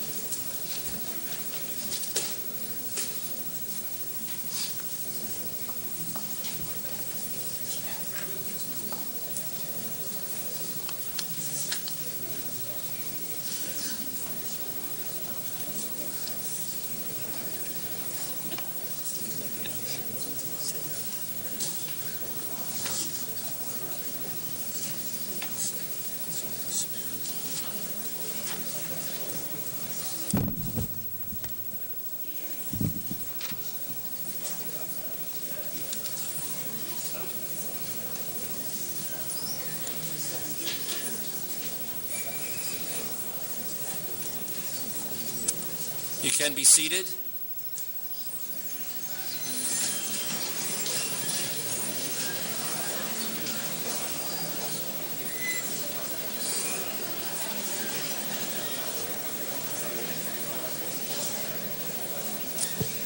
All right, the vote is 82 in favor, 209 opposed. The motion does not carry. Article 14. Mr. Moderator, Ms. Garzon. I move that Article 14 be dismissed. Second. It has been moved and seconded that Article 14 be dismissed. Discussion of the motion. Mr. Moderator, Ms. Garzon. In regards to Article 14, the Finance Committee has been advised that there are no deficits from last year, so we are recommending that Article 14 be dismissed. Further discussion of the motion to dismiss. All those in favor of the motion to dismiss, please say aye. Aye. Opposed? The motion to dismiss is carried unanimously. Article 15. Mr. Moderator, Ms. Garza. I move that the town do vote to consolidate the revolving funds listed under Article 51 of the May 2014 Annual Town Meeting, Paragraph J, Board of Health Medical Services and Vaccinations Fund, and Paragraph L, Board of Health Flu Clinic/Program, into a Board of Health Flu Clinic Medical Service and Vaccination Fund, pursuant to MGL Chapter 44, Section 53E and a half, said fund to be credited with the receipts from vaccination, reimbursements obtained from federal, state, and private agencies, program users, and insurance companies, under the authority of the Board of Health, proceeds to be used for any necessary medical services, vaccinations, or supplies, such expenditures not to exceed $9,000, and to transfer the balance of $14,546.91 from the existing revolving funds to the consolidated fund. Second. It has been moved and seconded that the town do vote to consolidate the revolving funds under Article 51 of the May 2014 Annual Town Meeting, Paragraph J, Board of Health Medical Services and Vaccination Fund, and Paragraph L, Board of Health Flu Clinic Program, into a Board of Health Flu Clinic Medical Service and Vaccination Fund pursuant to Mass General Laws, Chapter 44, Section 53E and a half. Said fund to be credited with the receipts from vaccination reimbursements obtained from federal, state, and private agencies, program users, and insurance companies under the authority of the Board of Health. Proceeds to be used for any necessary medical services, vaccinations, or supplies. Such expenditures not to exceed $9,000, and to transfer the balance of $14,546.91 from the existing revolving funds to the consolidated fund. Discussion. Mr. Moderator, Ms. Carson. with respect to Article 15, the Board of Health requests a consolidation of two revolving funds involving vaccinations and flu clinics. There is no net cost to the town, and the Finance Committee recommends approval of this article. Further discussion. All right, all those in favor of the motion, please say aye. Aye. Opposed? The motion is carried unanimously. Article 16. Mr. Moderator, Ms. Vecchi. I move that the town do vote to appropriate and raise the sum of $1,750 from taxation for an other post-benefit employment, otherwise known as OPEB or OPEB, actuarial study required under Government Accounting Standards Board, Standard 45. Second. It has been moved and seconded that the town do vote to appropriate and raise the sum of $1,750 from taxation for an other post-employment benefit actuarial study required under Government Accounting Standards Board, Standard 45. Discussion. Mr. Moderator, Ms. Vecchi. the town is required to do this study every 2 years. Because we are using the same firm to do the study that we have used in the past, our cost has gone down. There is actually a total of $4,000 left in the account from the last assessment because the cost went down then too. This year, the total cost is $5,750, so this article funds the balance of $1,750. Further discussion. Yes, sir.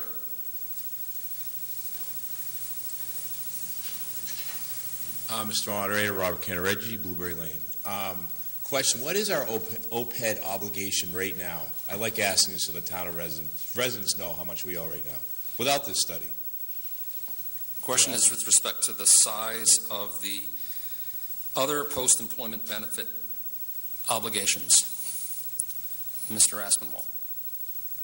Mr. Moderator, Mr. Aspinwall. approximately $19 million. Could you say that again, please? Slowly. Approximately $19 million. Further discussion. All those in favor of the motion, please say aye. Aye. Opposed? This motion is carried unanimously. Article 17. Mr. Moderator, Ms. Vecchi. I move that the town do vote to raise and appropriate by transfer from free cash the sum of $23,000 for a new school department special needs van. Second. It has been moved and seconded that the town do vote to raise and appropriate by transfer from free cash the sum of $23,000 for a new school department special needs van. Discussion. Mr. Moderator, Ms. Vecchi. the school department has found it to be more economical for the district to provide transportation to our special needs students with out-of-district placements rather than outsourcing this service, and it's a required service. This article would replace an aging van with 113,000 miles on it.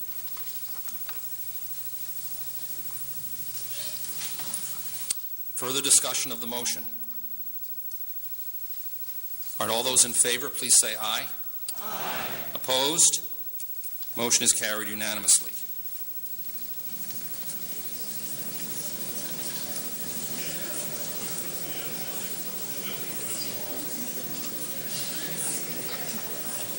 Article 18. Mr. Moderator, Let's have order, please. Article 18.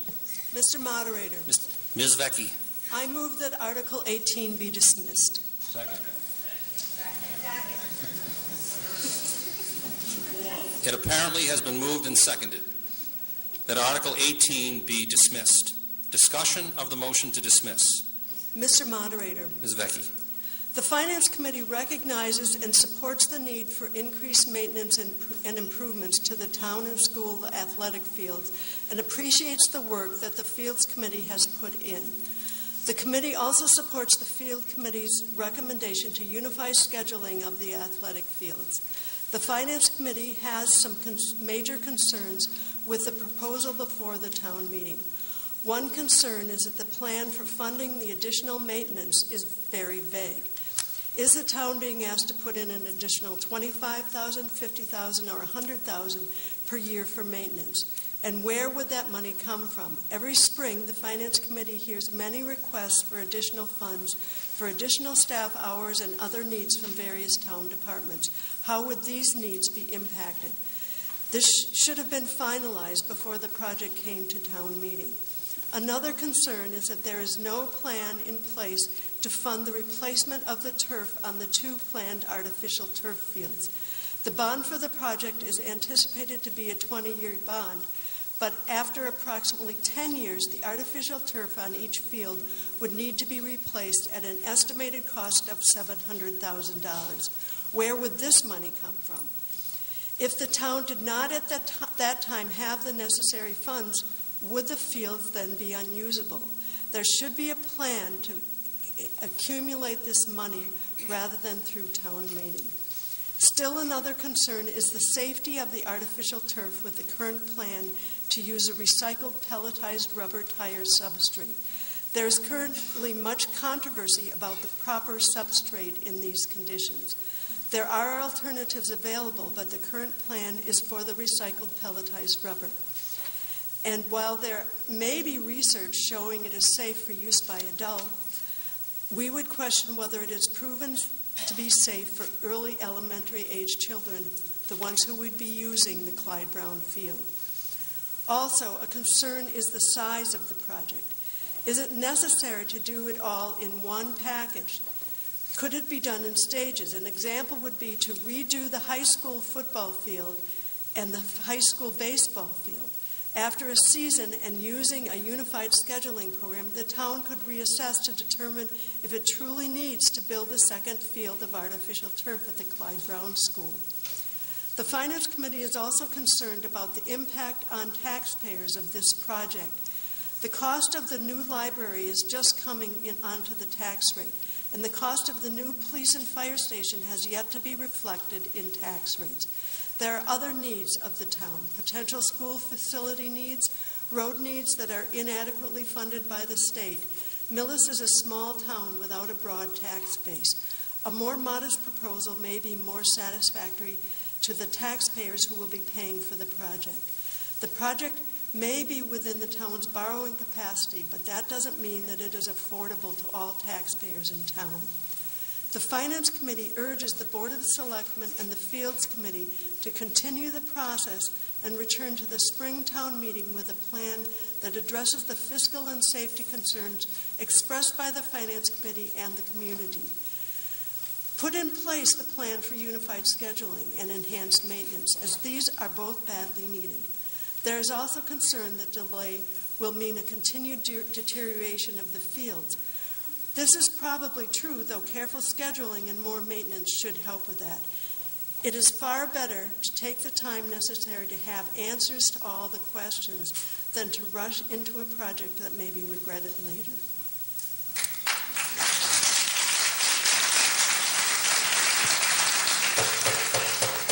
Please. Further discussion of the motion. Mr. Baker. Mr. Moderator. Mr. David Baker. 2 Holbrook Way, member of the Millis Fields Committee. With all due respect to my esteemed colleagues on the FinCom, who I've worked with for over 14 years, this is the only time I've had to stand up and disagree with you vehemently on your findings. Just tonight, if you look at the debt service schedule that was included in the handout, with the sewer extension project not happening, there's another $3 million.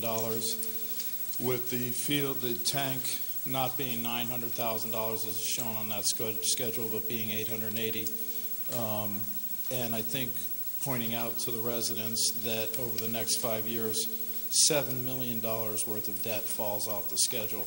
Millis can afford this. Not everyone in Millis can afford this, but this is long overdue. We owe it to our children to provide adequate fields that can take the scheduling that is currently happening on these fields. If you go out to the high school football field right now, it was built as a football field. It is being used as a soccer and football field. The sidelines of the soccer field are out in the drainage ditches. It's totally unsafe. The track has not been used for 15 years. It does not meet any safety standards, has uphill sections. We've studied this for over 5 years. Numerous fields committees, numerous consultants have studied this. It's time to act. I urge all the residents in this room to overturn the recommendation of the Finance Committee and to support a motion to support finally doing something with our fields in this town.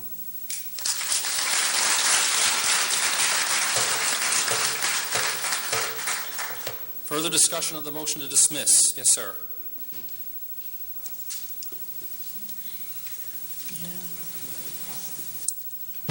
Thank you, Mr. Moderator. Scott Hughes, 15 Stony Brook. I want to thank the Fields Committee and the people involved. I respect the Finance Committee's motion to dismiss, but I think it ought to be debated here at town meeting by the residents. It's a packed room tonight. There's obviously a reason why it's packed. Let's debate this. Let's discuss this here.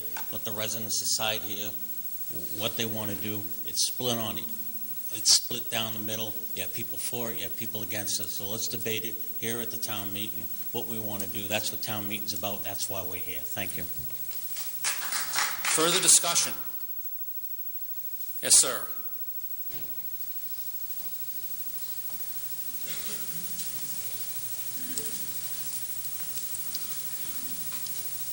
Bob Connery, 10 Greenwood Drive. So sometimes at these meetings we kind of wonder what's the benefit of something. And so I think Mr. Baker outlined it. In case you didn't know, I just wanted to highlight a few things. The track team program here at Millis has only away meets. We don't have home meets. I think for practice they jog in the street. I think we asked at a recent meeting, which isn't the safest thing during commuting hours. This is more than a sports issue. It's a safety issue. We brought up safety. I feel like I don't know why it was brought up here. It's the first time I've heard about the pellets. Ashland, Hopkinton, Holliston, there's turf fields all over the neighboring areas, and we haven't heard about any health issues in those towns. I'm not sure how the health issue is something that the Finance Committee can raise for the public to consider. The soccer fields at Oak Grove are not in the best shape. We've had kids, turn an ankle on the field. The committee there is doing the best they can, but they're used. The number of teams we have now compared to when we did before are about 2 or 3 times the number of participants. So the use of the fields by our kids is just much greater than it was. And we had feedback from the Historical Commission that people didn't want to field behind the barn of Oak Grove, and that field was taken off the table. The bill that's here tonight being presented is significantly less than the first number that was on the table. Also, financial considerations. I'm not the numbers expert on this. I do recall seeing a presentation by Chuck Grant.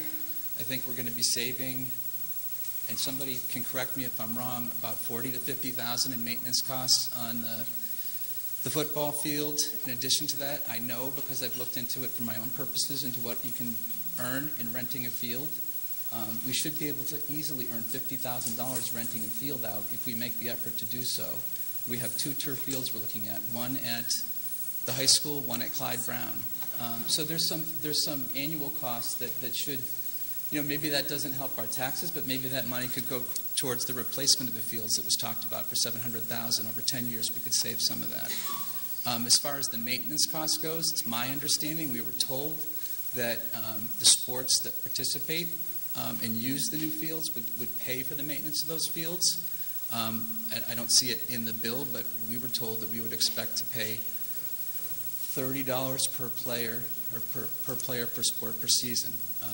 So I guess from a tax perspective, my understanding is that the town would not be paying for the maintenance of the fields, that the users would. So I just wanted to share, I know this is a lot of money, I just wanted to share some facts about it and why it's come up. And I don't know if we have a single voice for it, but that's data I want to share. And the last thing I just want to throw out there is this is going to come up again, I think, in large part because of the safety issue. It's going to come up again and again, and interest rates are not going to be this low forever. I don't know how we have less than 1% for, maybe you can negotiate my mortgage, but if we can get a rate like that, and this is a good time to take advantage of it. So there's pros and cons. I just wanted to throw that out there as to why I'm in favor of this. Further discussion? Yes, sir.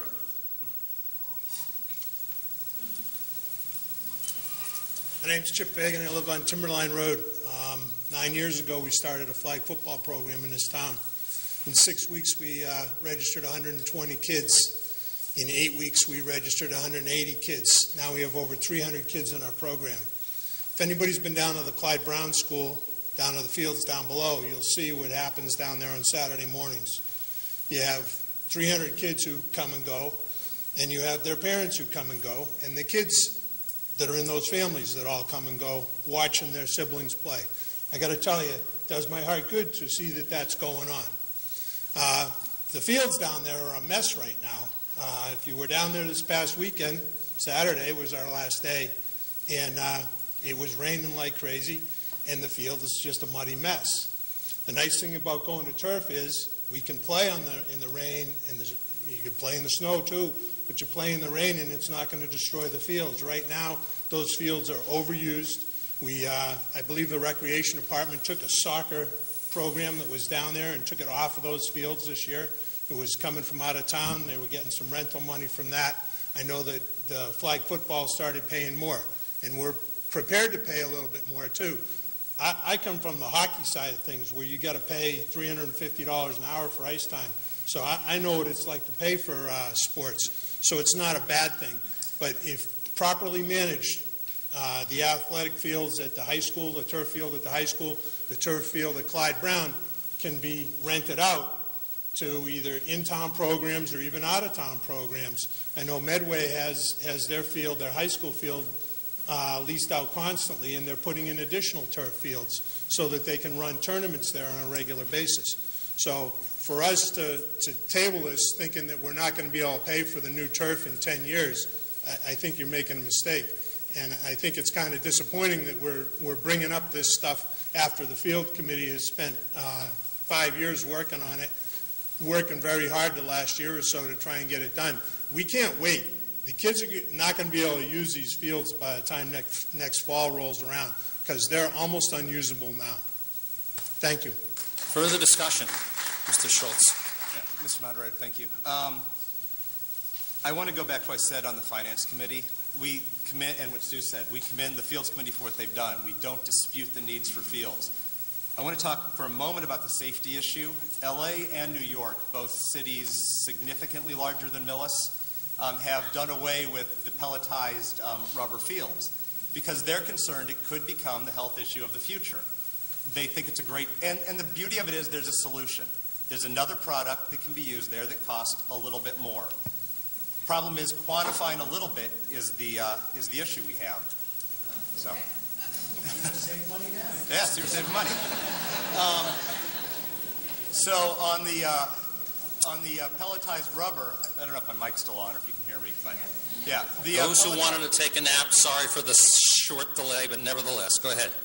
So there is an alternative. What we're asking for, why we recommend dismissal, is not because we're opposed to fields, not because we dispute the need, and we've seen the fields. My kids played on the first year of flag football. I mean, I've seen it. I know what it is. My kid runs track. He runs in the street because he's a distance runner, and he'd be bored out of his mind running on the track. So we still do that. But still, we should have a track. I've got 3 kids that run it. My concern is the safety of the product that we're talking about, and with a little more study, maybe we can propose a product that is going to eliminate the perceived safety risk with ground rubber having known carcinogens in it right now when there is a safe alternative that costs a little bit more. So let's come back and look at that. As for the cost, right now, I haven't heard anybody saying we're going to save money by putting in this field maintenance plan. I'm hearing additional costs the whole way through. And those costs are something you have to evaluate. It could be $30 to $35 per person per sport, additional fee. That's a number that's been thrown around. It's been as low as 15, as high as 60, but let's call it 30 to 35 because that's the most recent number. Then there's the replacement cost. In 10 years, we'll be sitting here voting $700,000 again to put down another substrate. So the solution is either it comes back to town meeting or we raise the user fees again, 30 to 35, so we start banking the money for the future. I'm not saying any of those things are bad. What I'm saying is we need the answers, and that's why we're saying dismiss, give the Fields Committee time to finish it. My view is they're 80% to 90% done. A lot of great questions came up at the Selectmen's meeting, and there hasn't been time to answer it. The difference between now and the Maytown meeting gives a time for a report to come back that addresses the safer infill, that addresses an exact cost of maintenance and replacement plan on the infill.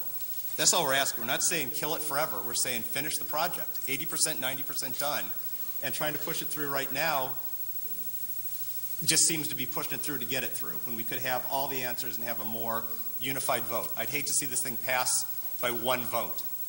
That's going to be very divisive. I'd like to see an answer that we can all get behind. Further discussion? Yes, sir. Chris Fitzgerald, 224 Exchange Street. I support the motion to dismiss, and I would like to explain why. It's a different tack on the matter. Could everyone look at this form here, if you have it with you? It has some projected images of the new facilities. And if you look at the middle picture, you'll notice that we have a section of the town park. And the word, when I say town park, I want to emphasize the word park. Park isn't just town athletic fields, it's a park. And there are aesthetic values to a park. And we have a beautiful gazebo, and next to that is a pine grove. And I grew up in Millis. I was born in Millis. I've spent many a beautiful walk going through that pine grove. You can go up there, it's got that cathedral effect. It's got pine needles under your feet. You can sit and look out at the park. And what's being proposed here is to destroy most of that park, tear those beautiful pine trees down, and put in tennis courts and basketball courts, essentially replacing pine needles with asphalt. So I agree with the suggestion here. Let's reconsider this thing. Yeah, we need some improvements in athletic fields, but let's not cram it through without thinking about aesthetic values here. Perhaps we can save that park and still do some other things with fields. But if we just vote on it now, that park is going to be destroyed. Further discussion? Yes, sir.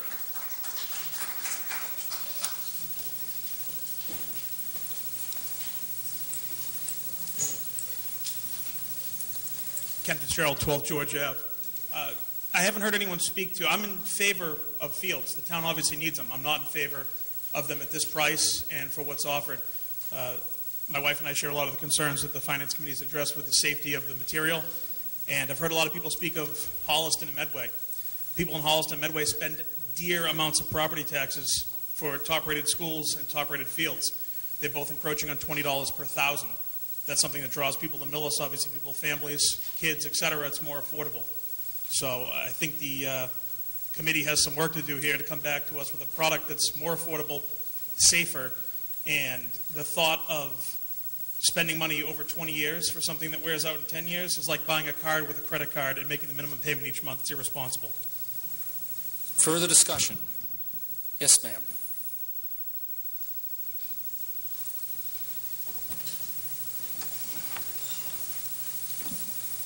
Hi, Heidi Perkins, 90 Forest Road. I'm not against the fields either, and I am a lifelong townie. But there's several financial considerations that I think we need a more comprehensive overview of all the town's finances before we spend this kind of money on a single project.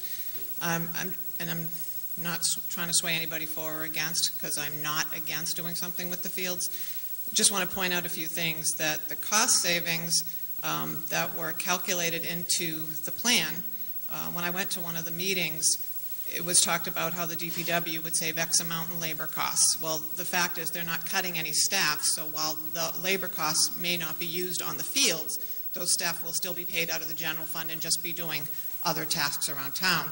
So that, in fact, to me, was not a realistic, and I did ask that of the Assistant Director of DPW, and he is the one that told me that the costs were calculated in, but in fact there'd be no monetary savings. It would be man-hour savings. We'd still be paying the same salaries, and those people would be doing other tasks. So that's not a dollar savings. Secondly, the state does their forecast every 10 years. They happen to come out with it this year of enrollments and in population in every town, and Millis is shown to be declining in total population somewhat, but particularly in the younger grades with more of us boomers populating the town. So I just think all of these things need to be brought into this before we make a decision. Our SPED costs for services that are required under the law have been going up over $100,000 a year. You saw the proposed possible project for the schools of $10 million. Initially, what they're talking about is possibly a second gymnasium, more classrooms, and a larger cafeteria.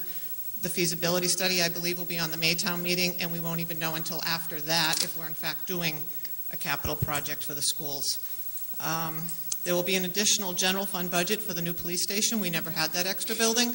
So while they shared the fire station and the electric and repointing the brickwork and fixing the windows and cleaning the building, that was all for one building. We will now have a new general fund budget when that police station is done that we own forever, which will be added on to our regular general fund costs every year. We haven't seen that yet either. Senior services, I can already hear it. If you have a scanner, you know. There's a lot of call for EMS services for seniors as we age. I would think that in our capital or any kind of planning, we need to be looking at that, because that is surely going up. If I could just interrupt you for a moment. I'm sorry. No.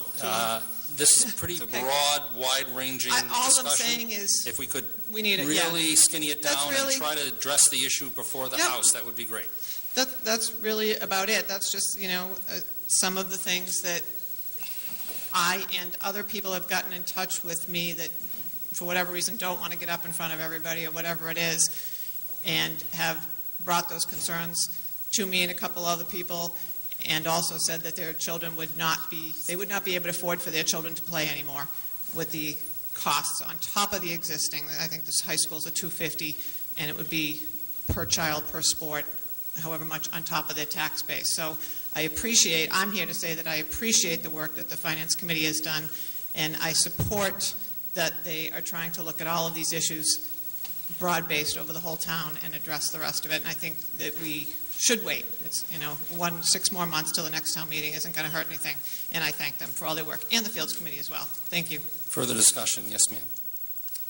Hi, Nancy Snow from Bridge Street. I have two concerns specifically with the artificial turf. Sorry, deep breath. I have concerns about the size of this project because it felt like it started with ugh, this field needs repair.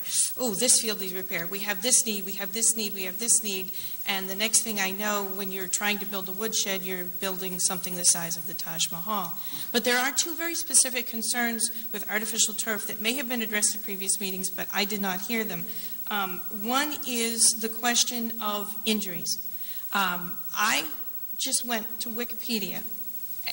All right, everybody knows about Wiki. I went to Wiki and looked up artificial turf and followed two links, and both of them referred specifically to studies which showed that even on the modern versions of artificial turf, there is a significantly higher ACL injury rate. I don't want to get the children of this town in a situation where they are risking much more injuries. I'm sorry, that's a grave concern I would have bringing before the town. Specifically, American Journal of Sports Medicine, May 2012 was that reference. Second, I also had some concerns with how if we have multi-use fields, especially the one in front of the Clyde Brown, line markings on artificial turf are sewn in, I understand. They're not like painted on a conventional turf football field or something. They're sewn in. So the problem is when you have a multi-use artificial turf field, you end up with multi lines because you have all the different sports fields laid out in one area. And I'm concerned about whether that will be confusing, cluttered, or maybe that has already been considered by the Fields Committee, but I would just bring that point to your attention. Thank you. Further discussion? Yes, sir. Right here. Yep. Brian Hall, 94 Irving Street. Tough to hear you. If you can make it to the mic, that would be helpful.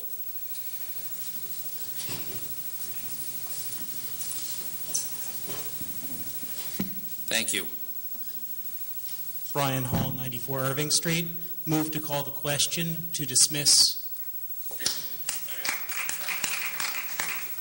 All right, it has been moved and seconded that the previous question be called. Under the terms of that motion, it's not debatable, and it will be voted on by you, the members of the town meeting. So let me explain how this works. There's a motion on the table to move the previous question, which will mean that we'll cut off further debate and go to vote on the main motion. This requires a 2/3 vote of the town meeting members in order to cut off debate. So if you vote affirmatively, you will be voting to cut off debate and move to the vote on the main motion. If you vote negatively, you're voting to continue debate, basically. So all those in favor of the motion to cut off further debate, please say aye. Aye. Opposed? No. All right, we have a division in the House. I'm going to call for a standing count. It's very important that people feel very strongly about this issue. And it's very important that they feel as though they had their opportunity to cast their vote. So if we could close the doors. Now, again, I'm going to ask those who would wish to move the question, cut off further debate so we can move to a vote on the main motion. All those in favor of the motion to cut off debate, please stand and remain standing.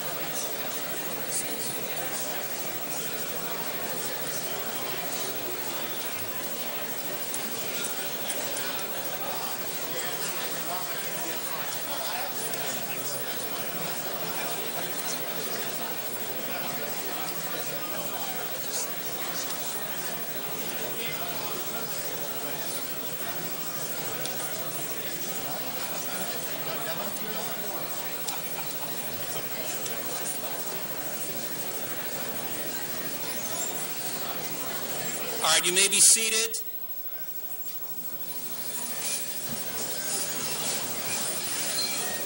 So all those opposed to the motion to cut off debate, please stand and remain standing. Opposed to the motion.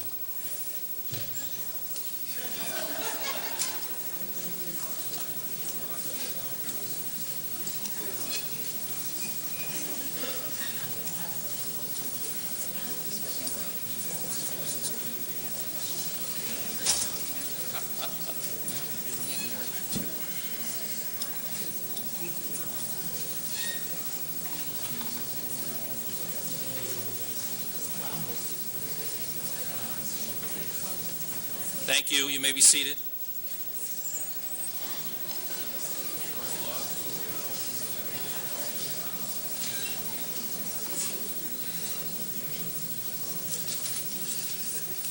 All right, the vote is 296 in favor of cutting off debate, 41 opposed.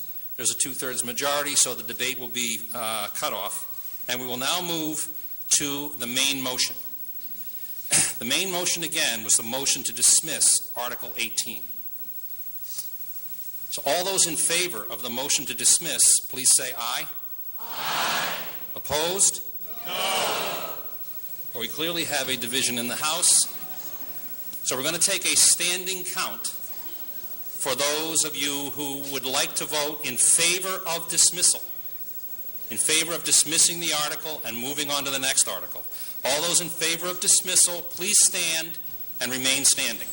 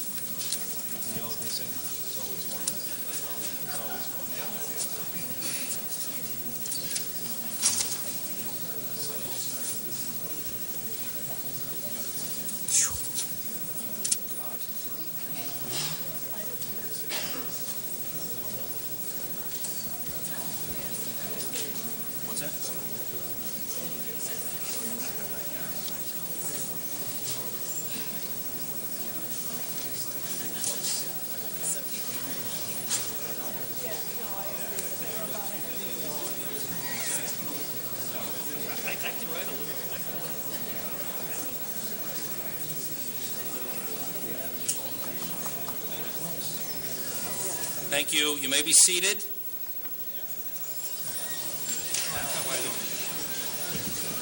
All those opposed to the motion to dismiss, please stand and remain standing.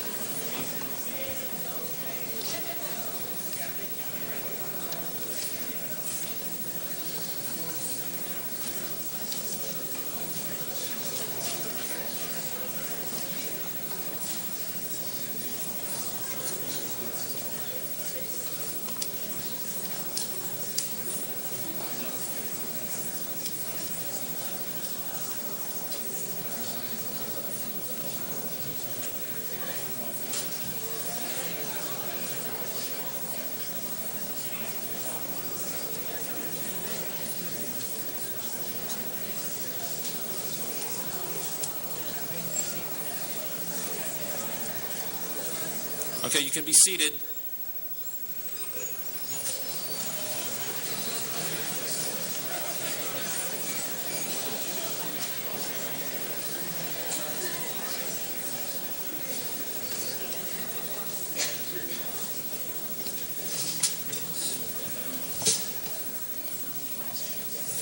All right, the vote count was 215 in favor of the motion to dismiss, 122 opposed to the motion. The motion to dismiss is carried. Article 19. Mr. Moderator. Please. Article 19. Mr. Moderator. Can we have order, please, so that we can proceed with the warrant articles? Article 19. Mr. Moderator. Mr. Riley.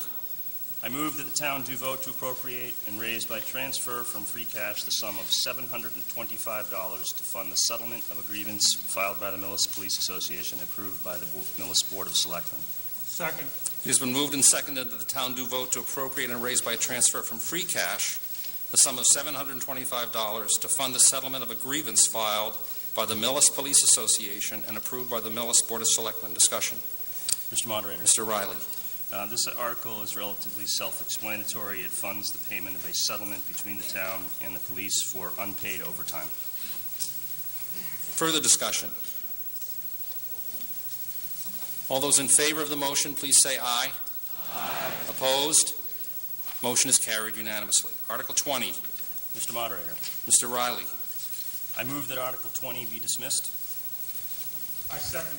It's moved and seconded that Article 20 be dismissed. Discussion of the motion to dismiss. Mr. Moderator. Mr. Riley. At prior town meeting, an amendment to the town's general bylaws was passed that addressed the non-commercial raising of poultry. It was subsequently discovered that this created a conflict with the town's zoning bylaws. It's not clear that the currently proposed article adequately reconciles that conflict, and the planning board does not support the article as presented. Further discussion of the motion to dismiss. All right, all those in favor of the motion to dismiss, please say aye. Aye. Opposed? The motion to dismiss is carried unanimously. Mr. Moderator, Is there a motion from the floor? Yes, sir.